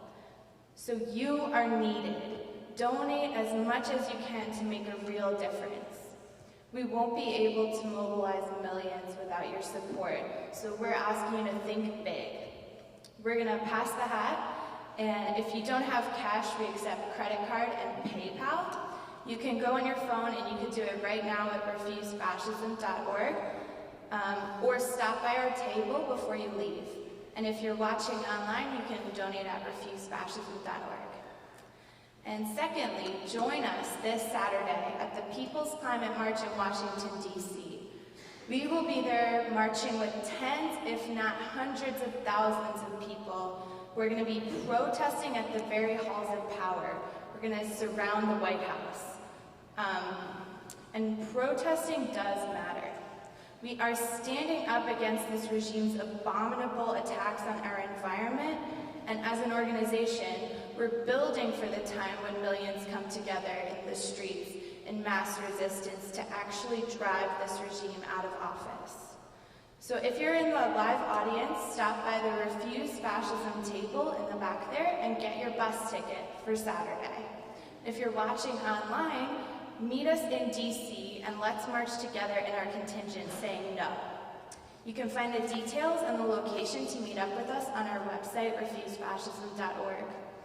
And if you really can't make it to DC, find the no contingent marching in your area. Print out signs and order stickers and t-shirts online to spread this message everywhere. So I want to close by sharing an experience I had just 2 days ago. I haven't even told really anyone about this yet, but I was with some of the volunteers out at a subway station handing out flyers. And Two little girls came up to me. They were sisters, 10 and 11 years old. They wanted to get a sticker. So after I explained that we were working against Trump to stop all the bad things he's doing, one of them said, "Oh, well that's good, because after Donald Trump won the election, some of the people at my school started being really mean to me, and I think it's because I'm black and Muslim. They call me the N-word, and they kicked me and pushed me. I'm really scared." The hateful rhetoric and aggressive policies of the Trump-Pence regime have real consequences. They're hurting these young girls. They're hurting girls and women and so many others all around the world. Humanity and the planet are at stake right now. If this fascist regime is able to consolidate power, millions will not survive and life on Earth will be in grave danger. When little kids come up to you in the subway station and tell you that they're afraid to go to school, it's hard to find the right words to say.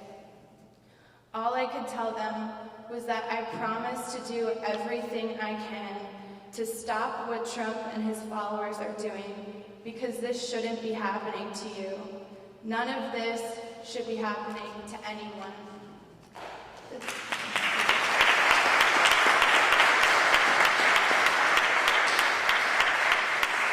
The central message of Refuse Fascism is, in the name of humanity, we refuse to accept a fascist America. In the name of humanity. That is why I'm part of this movement to drive the Trump and Pence regime out of power. And I hope all of you will join us in this mission. Thank you.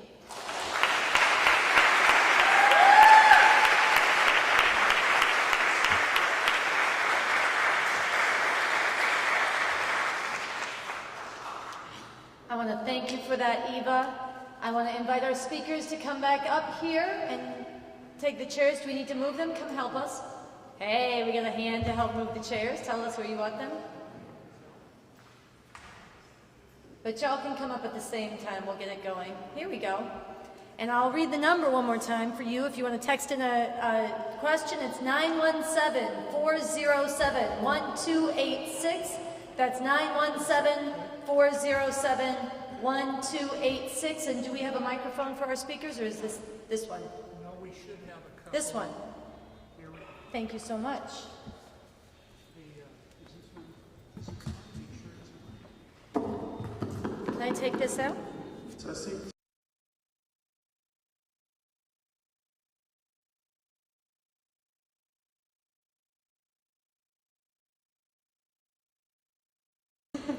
Okay, so my first question, I'm going to skip asking the first question because I want to make sure we get time to hear from the audience.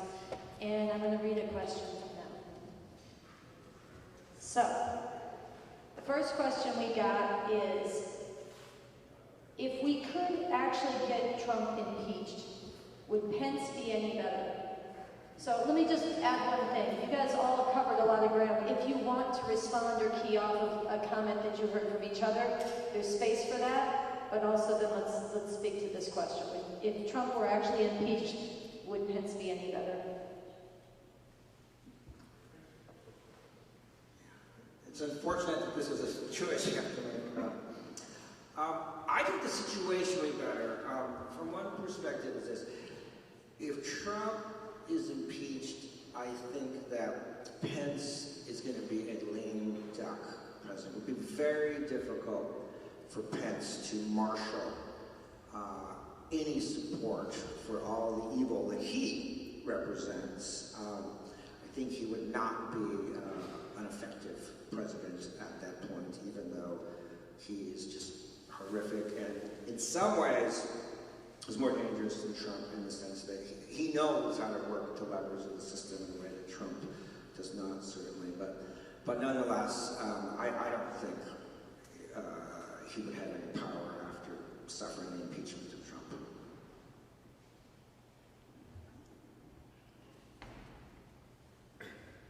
Well, I'll just answer that briefly. In terms of would Pence be weakened, it would depend on why Trump was impeached, and was it as a result of mass struggle.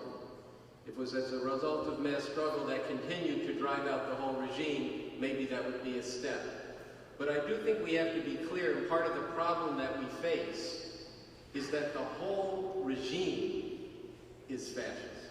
I mean, that's what's extraordinary about it. Every single one of them is extremely dangerous.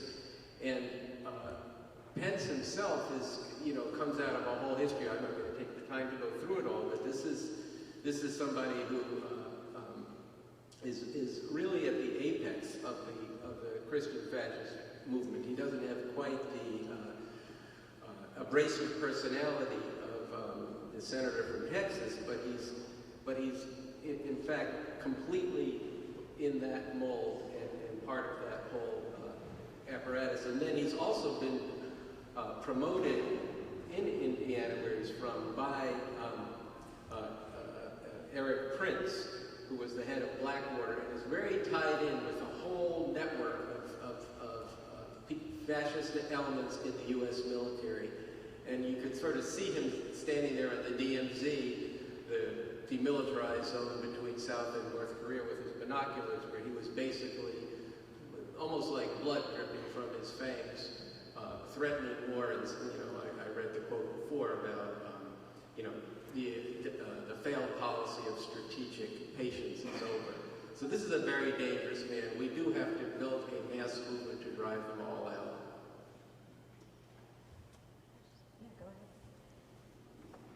Yeah, I think it's really important to view it as a regime and not simply view it as one person.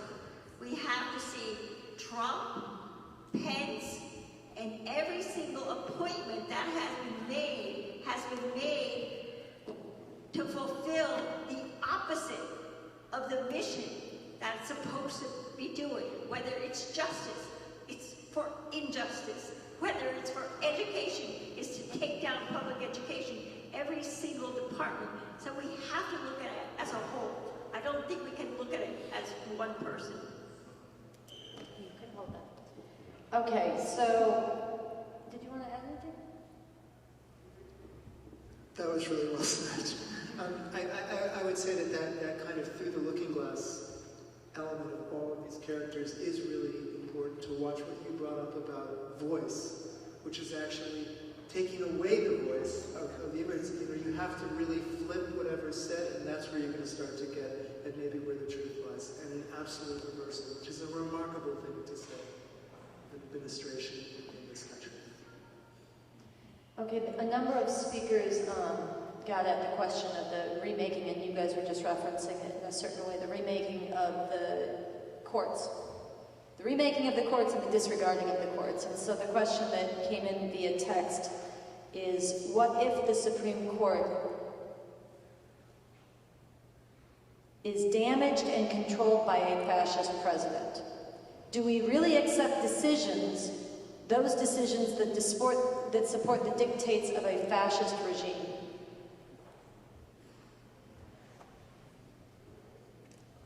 You spoke of the voice first. Yeah, I think that, this brings up the issue of just how unstable this moment is, and how quickly it can just shift into something even worse. So I guess I would look at it this way. If our court system is functional, we do have to accept it, even as we try to change the laws. And it still is now. Could it completely flip in a way that the court system no longer is independent? If the Supreme Court actually is no longer upholding the Constitution and is actively supporting a fascist regime, that could just change all the rules we've lived by for 200 years. and would put us in a very, very different place. We're not there now, thank God, but it is not impossible to get there. And we have seen in other regimes that the war against the court I talked about, okay, plays out in terms of removing people from the court, and in some instances killing people in the court, and then installing people there who are no longer working under or for the rule of law. So we could end up there one day. I mean, you spoke to the balance of power when you were talking before, and we have that executive, legislative, judicial, but if one person or one small group gains control of all three branches, then do we have a balance anymore? That's, I guess, that's been a fear of mine, and it's still a fear. Yeah, I think Rita makes a good point. David Fromm, who's no progressive, he was Bush's press secretary, I believe. He's now editor of The Atlantic. He wrote that checks and balances is a metaphor. And I think there's actually a lot to that. In other words, these things are not fixed. You know, look, in terms of the Supreme Court, you're one justice away from it having a completely reactionary fascist majority on the Supreme Court. There are justices all through the federal system that justice vacancies all through it. They get to appoint those judges. Right now, there's some pushback, but fundamentally, those courts are going to reflect, first off, what the prevailing sentiment and laws, sentiment in society is. They're very influenced. In any serious study of the laws, they get influenced by the society itself. But then along comes what George raised before, which is the fact that they can remake the law. And they can remake the law very rapidly in a state of emergency. In a state of emergency, you declare that because of some incident, and then you have emergency powers, and all of that is provided for. And then you can move that through Congress. They do control Congress in both houses. They control the majority of governorships, the majority of state legislatures. They can change the law, and then the courts are going to be enforcing that. And not to rely too much on the movies, but there's actually some truth to that. Late one insomnia-filled night, I was watching Judgment at Nuremberg, which is a movie worth revisiting now. I was interested that it was actually on TV, and you can watch what the courts were doing under Nazi Germany. They were going not by the laws of what had been the Republic before, but by the new laws that were done by decree that began moving after that Reichstag fire, and increasingly, as the years went on through the 30s, began remaking the law. And so I do feel that to rely on that would be a mistake for us, even as we, right now there's justices who have in certain district courts blocked the travel ban. I'm not confident that it would necessarily win in the Supreme Court right now when it gets there. This really requires people to be out in the streets and to be raising hell about all of this. I want to add only that the issue obviously before us now is how the law is implemented. And Rita made the very poignant point that if you're a day laborer now and you're out there some early morning waiting for the potential raid of a group of ICE agents, who is applying to work for ICE right now? Who are these people? Who would be, there is a massive hiring effort happening at this very moment. What kind of mindset will enter that force? And how much individual legislative capacity will these individuals assume? This is an immediate problem, and where the courts go over time, I think, is partly going to reflect how effectively we can mobilize against the implementation of the existing law by essentially rogue agents who've been empowered by the administration. Okay, so we got one question from the live audience here and one question texted that are very similar. I'm going to read them together.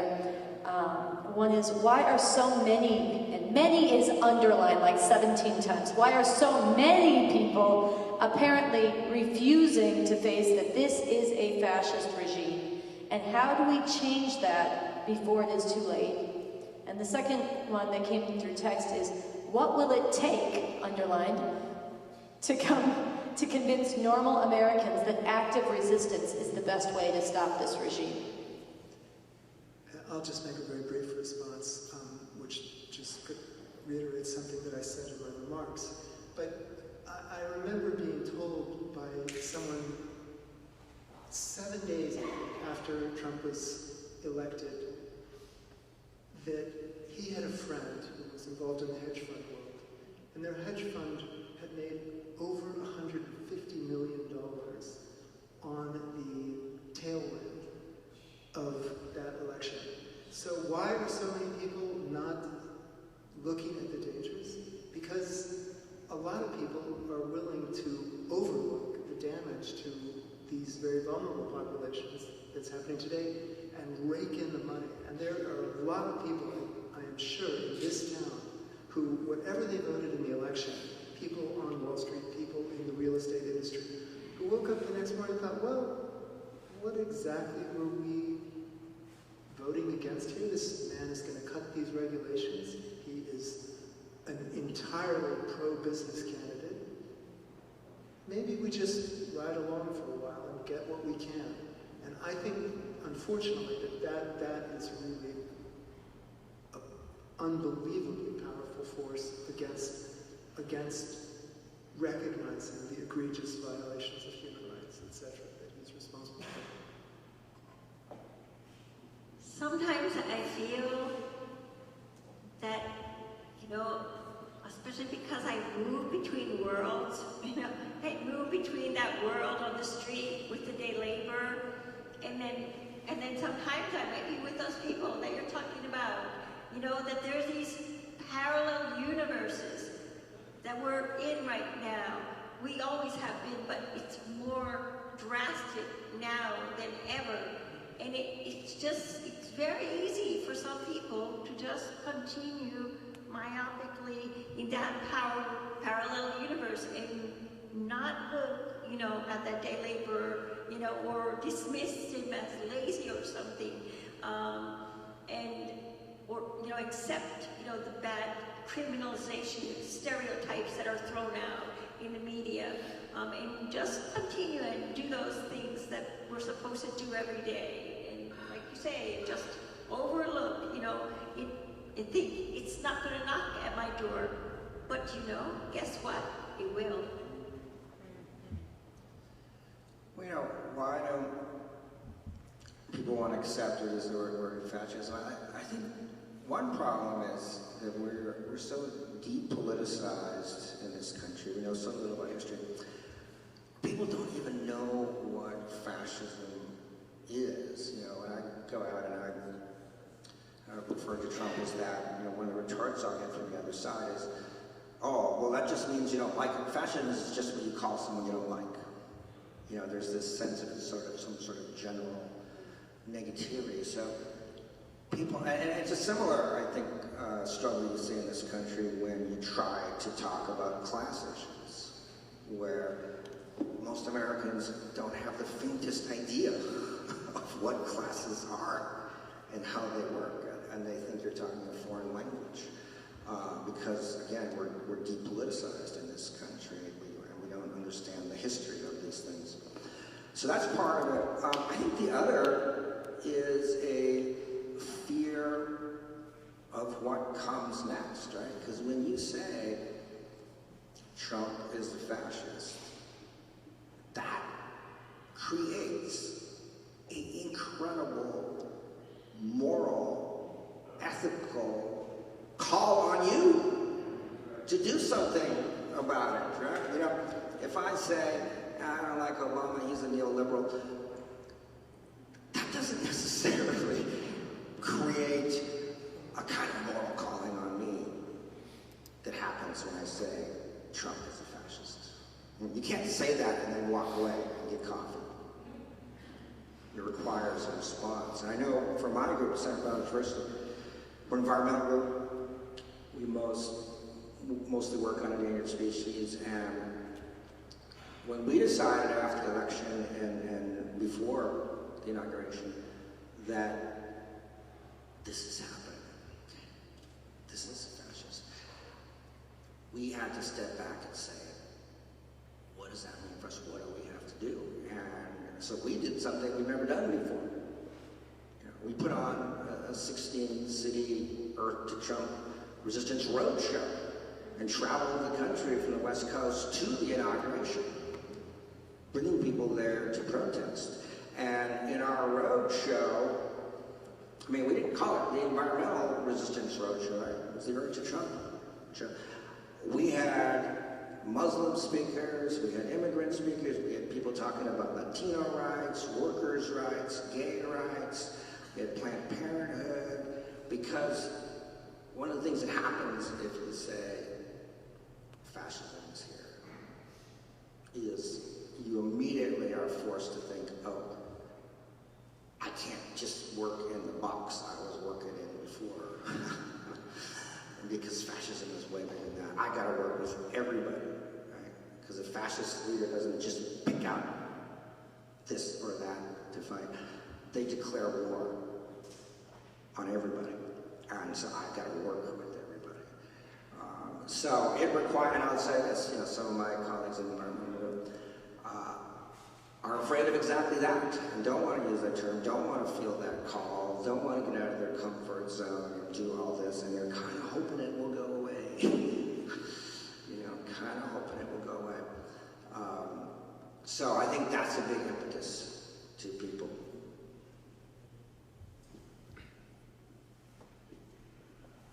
Well, I agree with a lot of what people said. There's one question of how do we take it on, and the other hand, why do people think this? Why are people not confronting that as fascism? Well, even today's New York Times, you can see a picture with the no sign. We've gotten the word out, but we've barely begun. People need to be confronted and have that moral challenge put in front of them. But I think, just to be quick about this, I think there's a few reasons why people don't immediately react. One is this, people have been depoliticized over decades now to think only about themselves. At the same time, there's been a whole thing of don't upset anybody. Just say something to get along and don't actually challenge anybody. I think there's, in this country, too many people do not know the lives, as both of you brought out, of the immigrants. Don't know the lives of the youth in the inner city. That's something that has to be brought to them, okay? I think that people broadly don't understand, or that people have been brought up we're in a church, been brought up in the church of the democracy of America is infinitely perfectible, and it is the best system and even the only system. Many of them never actually had any experience with or thought about different ways society could be organized, including that fascism, while still, as I said before, a capitalist imperialist system, it's going to be a qualitative difference. They don't know about this. They need to be told this. They need to learn about this. And I think people have a question of America first is, while that is the watchword of the Trump movement, I think all too many progressive people do not understand what America does around the world and go with it. It was shameful what's happened in the last 2 weeks, and there weren't more people in the street when they dropped that largest of non-nuclear weapons. This should have filled Times Square. You see, I just think this is a big problem that we face as a movement. Thank you for your service. You can't get on a goddamn airplane without thanking them for their service. So what were they doing in the service? First of all, it's the way the volunteer army works is fucked up. But you got a lot of people in there doing a lot of damage to a lot of people who become these refugees and immigrants. Thank you for your services. We've got to get to a place where people stand up against that. And I think to get to the second part of the question, how do we get people to act and to stand up against fascism? I think we've got to go shock them. We've got to shock their conscience. We're just sitting across the street from the Gay and Lesbian Center, where when the disease of AIDS was ravaging New York, but nobody would speak the name. And there was just the Gay Men's Health Crisis Center. It was in that center that Larry Kramer went in there as one of the leading members of it, and then took it out, actually, on his own community and said, you people are wanting to peacefully die. This is a plague. We have to act against it. And he got very sharp with the people in that movement. And he led a movement that got out in the streets in very confrontational ways that dramatized the situation of why so many were dying and why the medications were withheld. And we have to do the same thing about the scourge and the illness of fascism and the Donald Trump and Mike Pence regime. We have to go out there and wake people up. We have to think of the kinds of actions that will dramatize what is to come. And we have to challenge people. And at the same time, as Eva said, we should unite with every protest that's going on. We should make it easy for people to become a part of the organization. If you hate this regime, you can be a part of it. There's something for everyone to do.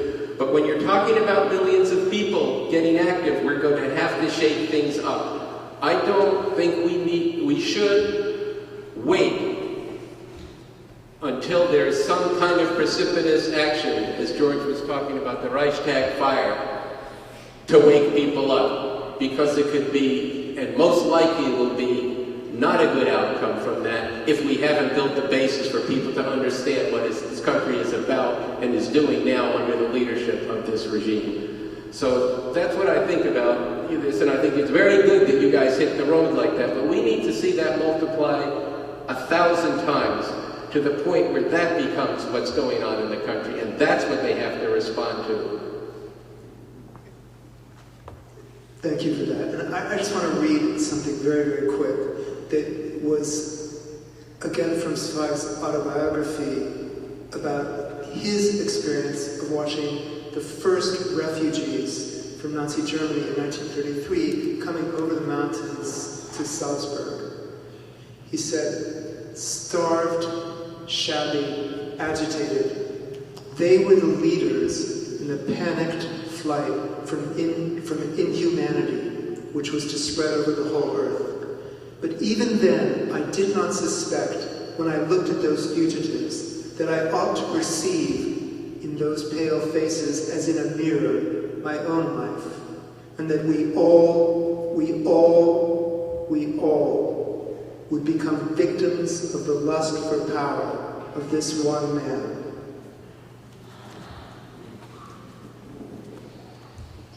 Well, I want to build on this with a question that was not on the note cards, but that I wanted to inject. It's a question that Andy actually touched on in his remarks. And not long ago, I was on a panel, and the panelists were talking about the new situation after Trump, and the panelist asked everybody, don't you see these great opportunities? All these movements coming together. Trump has forced us into the streets. He's forced us to unite, and it was very hopeful.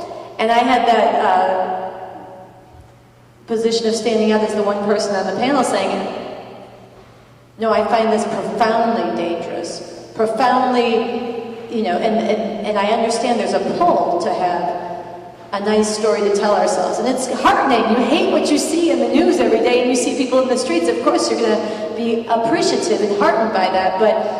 But I think, in my own view, it's a comforting and dangerous illusion to think this is a good thing, not a bad thing, that Trump is elected. So I'm tainting the question as I ask it, but I actually think it'd be helpful for people to explore that. I don't know if you guys have wrestled with that, if you've heard that. That's been a big theme of people out in the streets, this is our time, we'll have 4 years of resistance.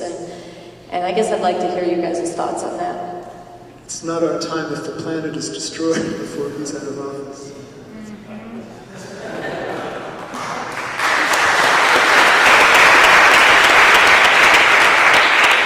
It's also not our time if we live under the false illusion that when the next election comes and we vote for someone else, it'll be cured. Because that's a very false illusion that people live under. And you see them, oh, we're working toward the next election. And we have to work right now, today, and every single day. And we have to commit to that. Because the next election might not be there, for one thing. But speaking of gatherings, you know, for us, May 1st is International Workers' Day. It has been International Workers' Day for a very long time. And please come out on the streets, wherever you are. We will be on the streets, and we will not work that day. It will be a day without immigrants. So I will put a little proclamation.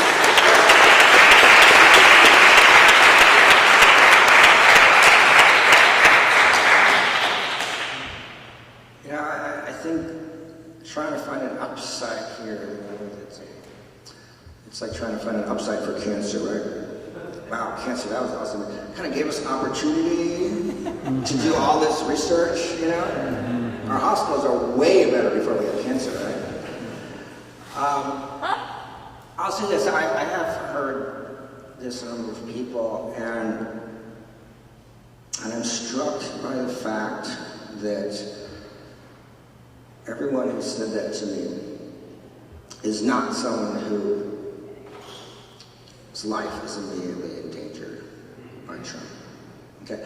No Muslim has come to me and said, this is an opportunity we can all work together now. Right? No farm worker whose child got brain damage because pesticides, Trump's approval, has come to me and said, wow, Trump's really an opportunity. No species that has gone extinct has come and said, wow, this is an opportunity for those other species that made it through. So we have to keep that in mind when we hear those kinds of desires to find the upside.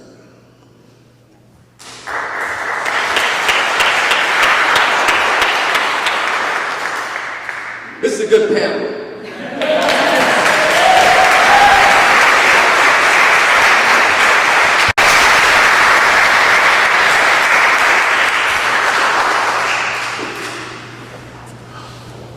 Look, I think we should unite with anybody who wants to unite to fight this regime. But we gotta call some things out here. And just what Kierán just said. This is an expression that this line, that this will be good for our movement, of the most rank chauvinism and privilege from people who think that they're fighting privilege. This is repulsive to me. That you would, I mean, I can only think it's part of one of the things that's happened, unfortunately, since the 60s, is the growth of NGOs here and around the world where people are there living through doing good and doing good for themselves at the same time. This is serious business. We're talking about the fate of humanity. 65 million refugees last year. Why? Because of the ravages of imperialism, because of what the U.S. and the wars it sponsors around the world. And this is good for your movement? Please. Now, I think we have to speak the truth to people. And they're not going to like to hear it. They're not going to say to us, well, thank you for your service in bringing fascism to my attention and how chauvinist I have been. They're not going to say thank you right off the bat. But that doesn't matter, because there's plenty of people out there who are going to respond to this. And some of those people who have a conscience will respond themselves. So that's the first thing. We have to actually speak the truth to people and not go with that kind of approach that what's good for our little group is good for humanity. Especially because for a lot of groups, this is really going to bring tremendous horrors. The second thing we have to do is become a force in society that's taken to the streets.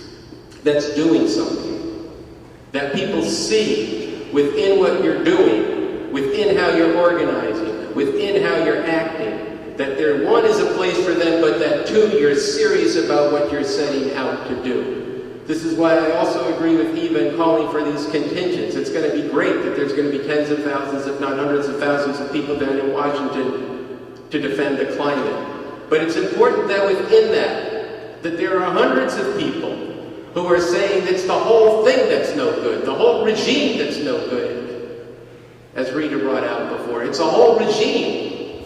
It wasn't an accident that that's what we called it when we formed the organ. It's a regime. The whole thing's no good and it has to be driven from power. If they see that and they see the spirit and they see the symbol and they see the slogans, that too can become a way that we break through that second question of what will it take for people to do that. And it is important to do that now. We don't want what you were speaking of before. People are familiar with Pastor Niemöller's famous quotation that actually describes a great crime when he said, first they came for the communists and I didn't speak up because I wasn't a communist, and then they came for the trade unionists and I didn't speak up because I wasn't a trade unionist, and then they came for the Catholics, and so on until they came to me and there was no one left to speak up. If that's your plan, now having been told that, shame on you. Now is the time to speak up, to act up, and to do what's right in the name of humanity.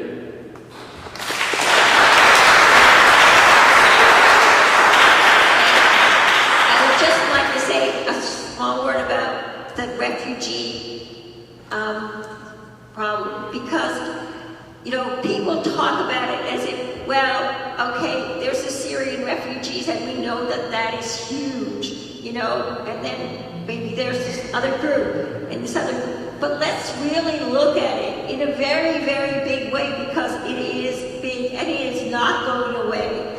You know, that what is a refugee? A refugee comes about, a refugee is a person who's fleeing. They're fleeing for their lives, and they're fleeing because of violence, or they're fleeing because of poverty, or they're fleeing because of climate change that we've talked about. Everything we're talking about, it's all intimately linked together. And the refugee problem is not going away, and it's global. And so we, you know, we can't just look at it as a small thing.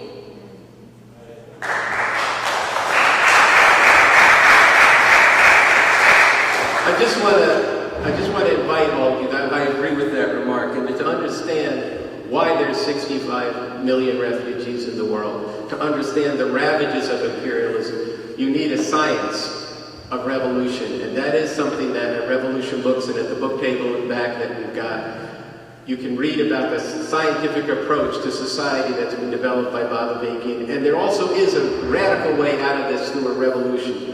Now is not the forum to be talking about that, but please seek me out later on to talk about that. Get the book, The New Communism, and find out about this, and come up to Revolution Books, and here comes the plug. It's at on 132nd and Malcolm X Boulevard, and get into not only how we can stop this regime, but how we can bring about a whole better world, not just for ourselves again, but for humanity and for the planet itself.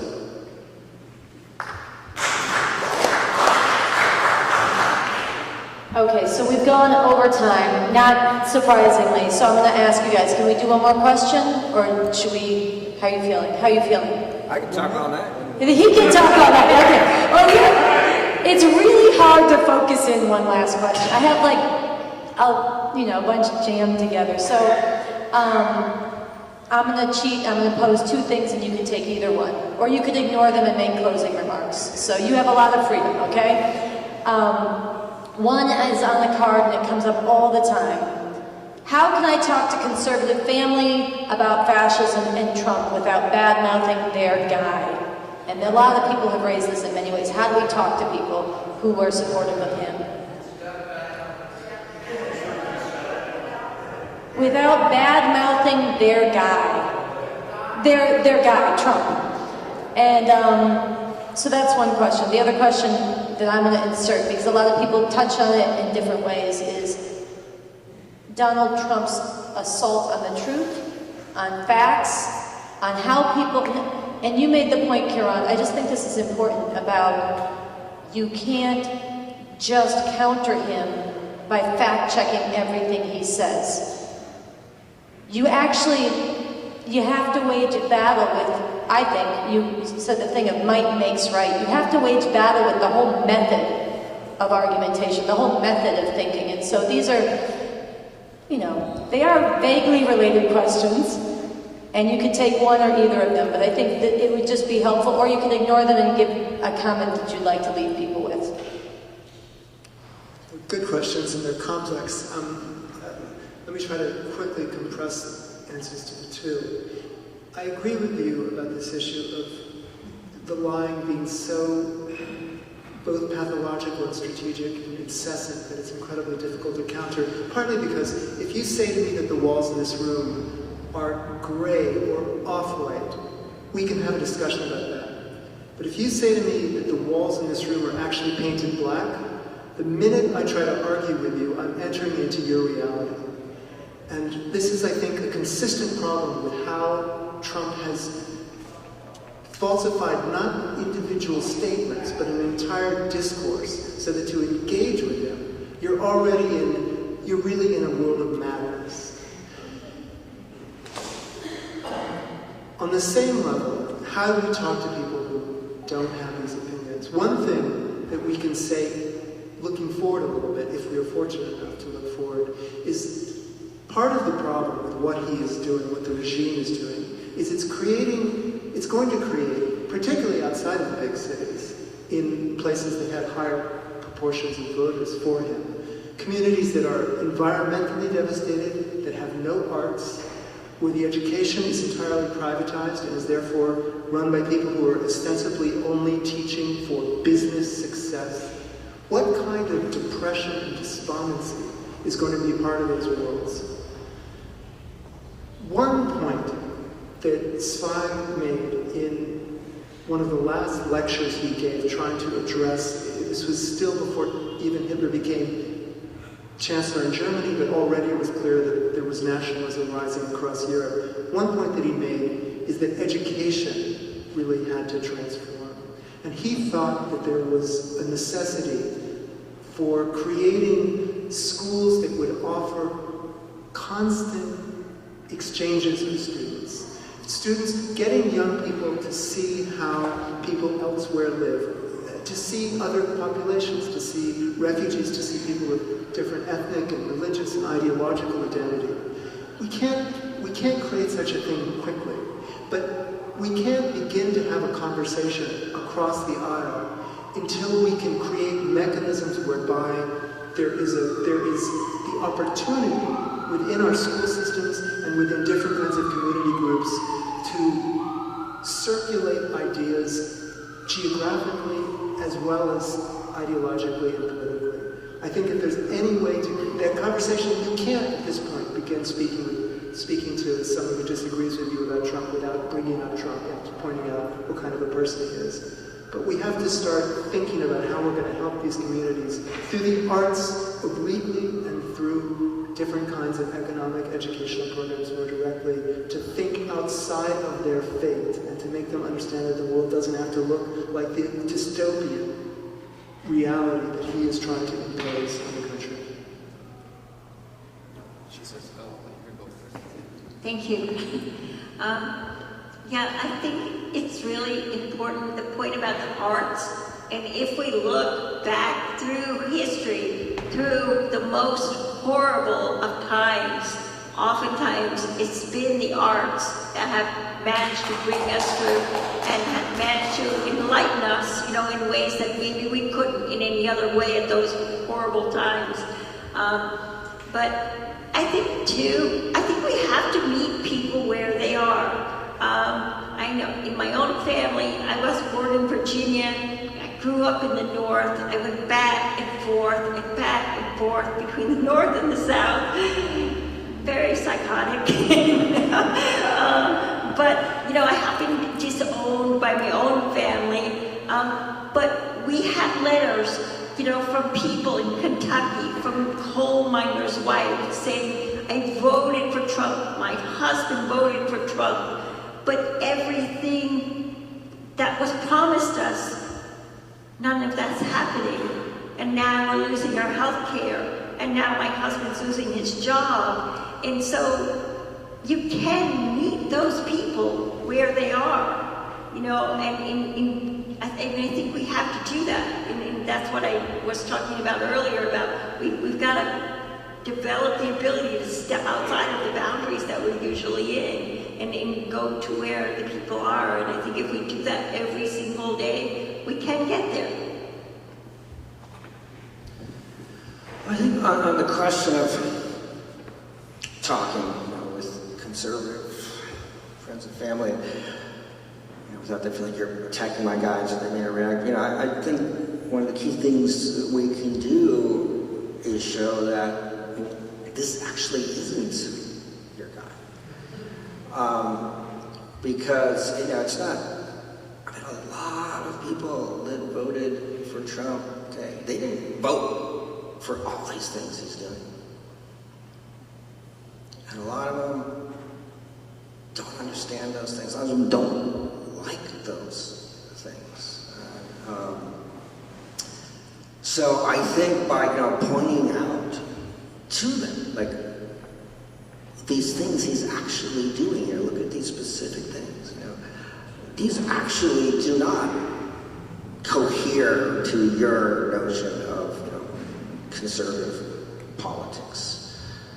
He's hijacked that.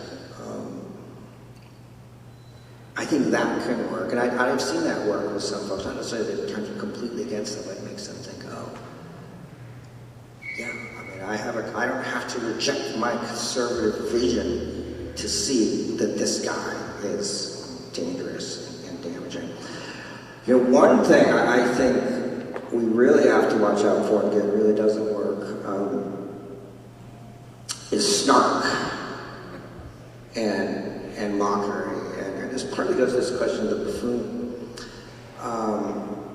because this is something I think progressives are, particularly good at.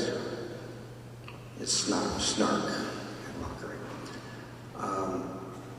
And there's a lot to mock, when you've got this buffoon there. I'm on Twitter a lot. I was going back and forth with a guy, a Trump supporter. And I was pretty snarky.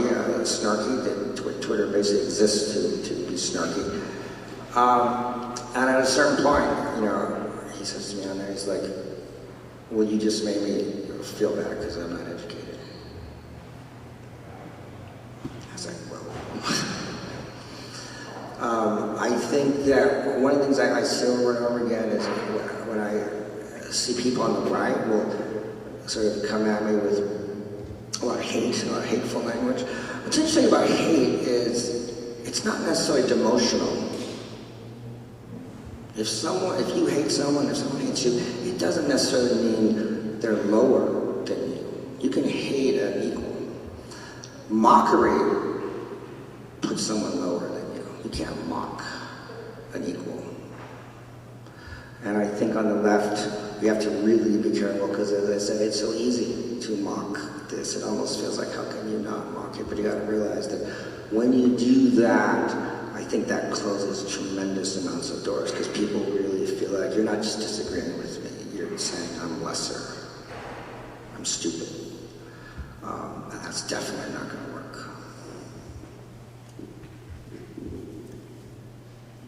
I was, I'm getting real personal. You can find that I watch a lot of TV late at night. So I was watching this story about Lou Gehrig, baseball player with the Yankees, who I do not like. But I was watching the story about Lou Gehrig. It was a biography of him, and it eventually, as you know, he got ALS, and what was in fact called Lou Gehrig's disease. And one of the things that was very painful in this movie is that his doctor and his wife conspired not to tell him what he had. Not to tell him what he had. And so he kept thinking he was going to go back on the field next year, when in fact he was going to lose all his motor functions.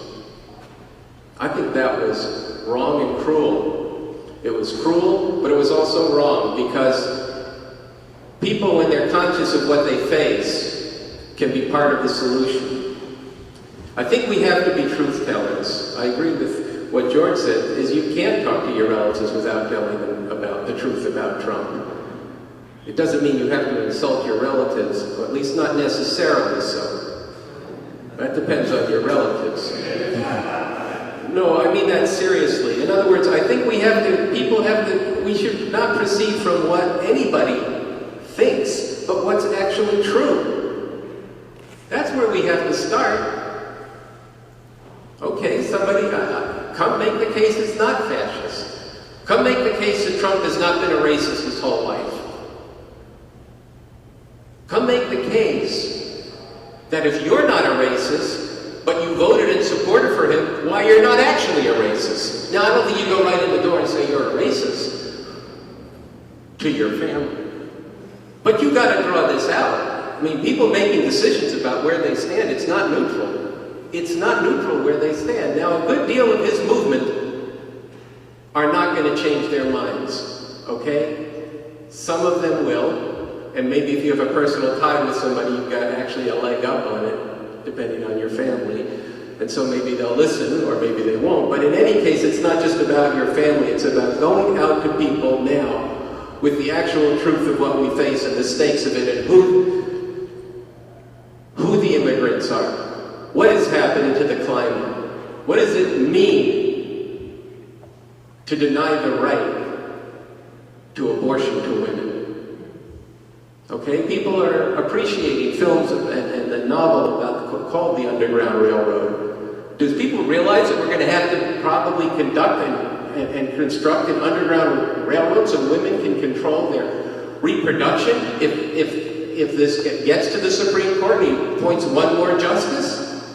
This is not neutral. You have to confront your relatives with this. It doesn't mean you have to be what's called an ad hominem attack. You know, Saturday Night Live, you ugly brute, this and that. That's not the point, to be ad hominem about it, but it is to bring out the truth of who they are. And we have to do that with everybody right now. There's no way around it. You just try to walk around these things, and you get what? You get where we are. If you one thing I've agreed is everything you said, but we can't approach people where they are, because if you approach them where they are, they'll stay where they are. You have to challenge them. You should do it in the right way. You should do it with substance, and if they're willing to engage, with a lot of patience. At the same time, we have to be very impatient right now. I do want to say this, because this is back to some of the story that George was telling with Stefan Zweig. There's a window that's open now. Trump has run into some problems. He's actually, as I said, accomplished a lot. In 100 days, he's changed the conversation, including that every damn media outlet is talking about whether or not he's presidential. These are the wrong terms. He was presidential when he pointed to the widow of somebody who was killed in a raid that was a raid for reactionary purposes, and it was a folly in any case. And then, there you have Van Jones saying, in that moment, he became president of the United States. We have to take that on. I don't care if he is your cousin. Go tell him he's playing the fool for the system, and to get off of it, he's going to create great harm. This is what we have to do. I mean, it's not a matter of being rude, but sometimes there's a role for some rudeness. And in terms of humor, the humor is a good tool done in the right way. And what I mean by that is that humor is about contradiction. It's about pointing out contradiction. Any good joke points out a contradiction. So the challenge for your humor is it better be on the right contradiction and directed against the right people. I think Donald Trump is fair game. So is Ben Carson. There's some people there who are playing the fool, and they should be treated as such, and that mockery can't take them down a peg. Now that does not mean your cousin. You should go mock your cousin or be snarky to other people. That's not what I'm talking about. But there's a role for humor. Now, as young as I look, I do remember Abby Hoffman And I do remember when he ran a pig for president. That was really the right disrespect that needed to be done in the election against Richard Nixon. And that wasn't the only thing he did that was funny. And I think that those guys, and as well as actually ACT UP, used humor very effectively, and we shouldn't be afraid of that. But we should do it in a way that targets what needs to be targeted and does not go so wide as to have people feel, the people whose minds we're trying to change, including people in the base of the Trump people, giving them the room to come over to reality and get out of unreality. I think this is important. So I'm going to turn the mic over to George. I just once again want to thank all of you. This is really important, and I'm going to say we need to do this again, and we need to do it again, you know, relatively soon. And everybody who's watched this on Livestream, everybody who has been in the audience tonight needs to spread the word. There needs to be this forum and many more forums in the context of going out and getting out into the streets and seeing that interaction between changing minds and acting on what we learn. So thank you very much. I was going to say one more word to that point of humor. I agree. There is a way that humor can be something that strips off the emperor's new clothes, and that's to the good. But there's also the ways that Trump has presented himself as an entertainer. Right. He himself does not have a terrible sense of humor at moments. And if we start craving for his buffoonery too much, there can be an itch just to watch him screw up that overtakes our impulse to create change. And that's the thing that I'm concerned about. In terms of what he's accomplished, what could be more extraordinary than the climate of fear that he has sunk not just this country but the world in such a short period of time? I mean, the most vulnerable populations are living now with a reality of day in, day out terror that is an incredible accomplishment for 100 days of office. And that's something that we all have to try to fight back against and soothe and console. Thank you.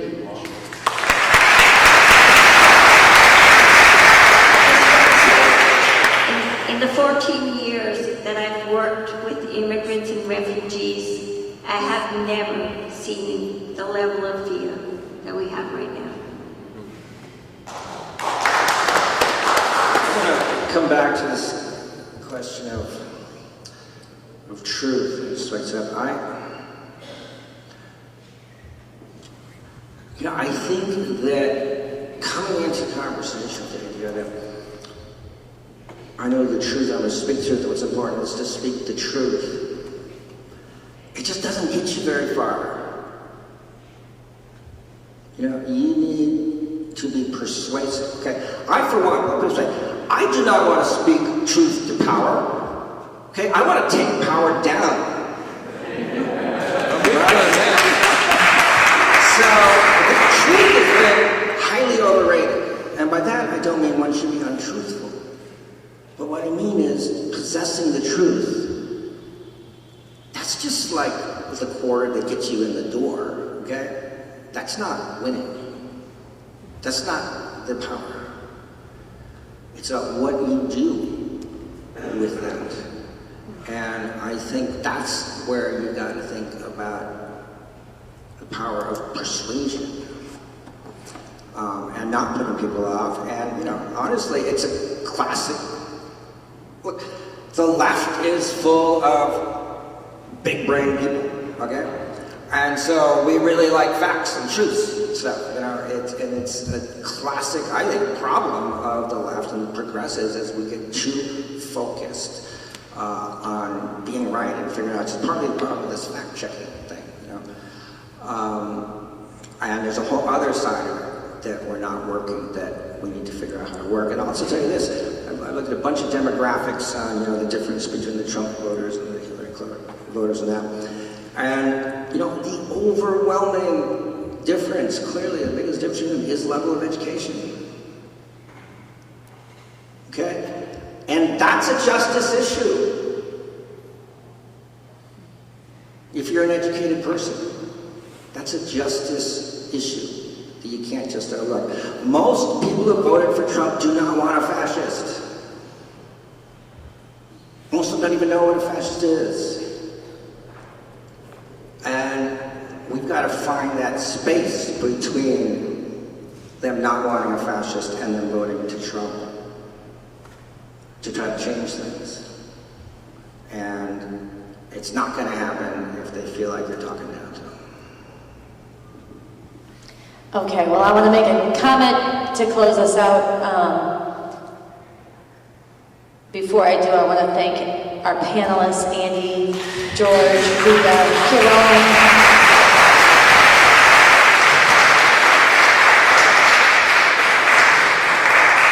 I know I feel, and I think I sense from you guys, from continuing to add on at the end, and from people here, there's a lot more we need to talk about. And there's a lot more we need to dig into and understand, and the differences of perspective and knowledge and experience that are brought to bear are very fruitful. That is a very good frisson and ferment, and we need more of it. I agree with Andy. I'd love to see this happen again with you guys and with others who can lend their expertise and perspective on this. The last thing I want to say to close us out is I was thinking as I'm listening, one of the things that people have a very hard time handling, and it's part of the impulse that gets filled with a lot of religion right now in a very insecure world, and not just religion in general, but fundamentalism and absolutism, is living with contradiction, and living with a lot of variables, and living with a lot of uncertainties. And I want to say, I asked the question before about, is this good for us? Trump is going to bring all these people together and get us... A lot of people like that narrative. It's comforting and it's simple.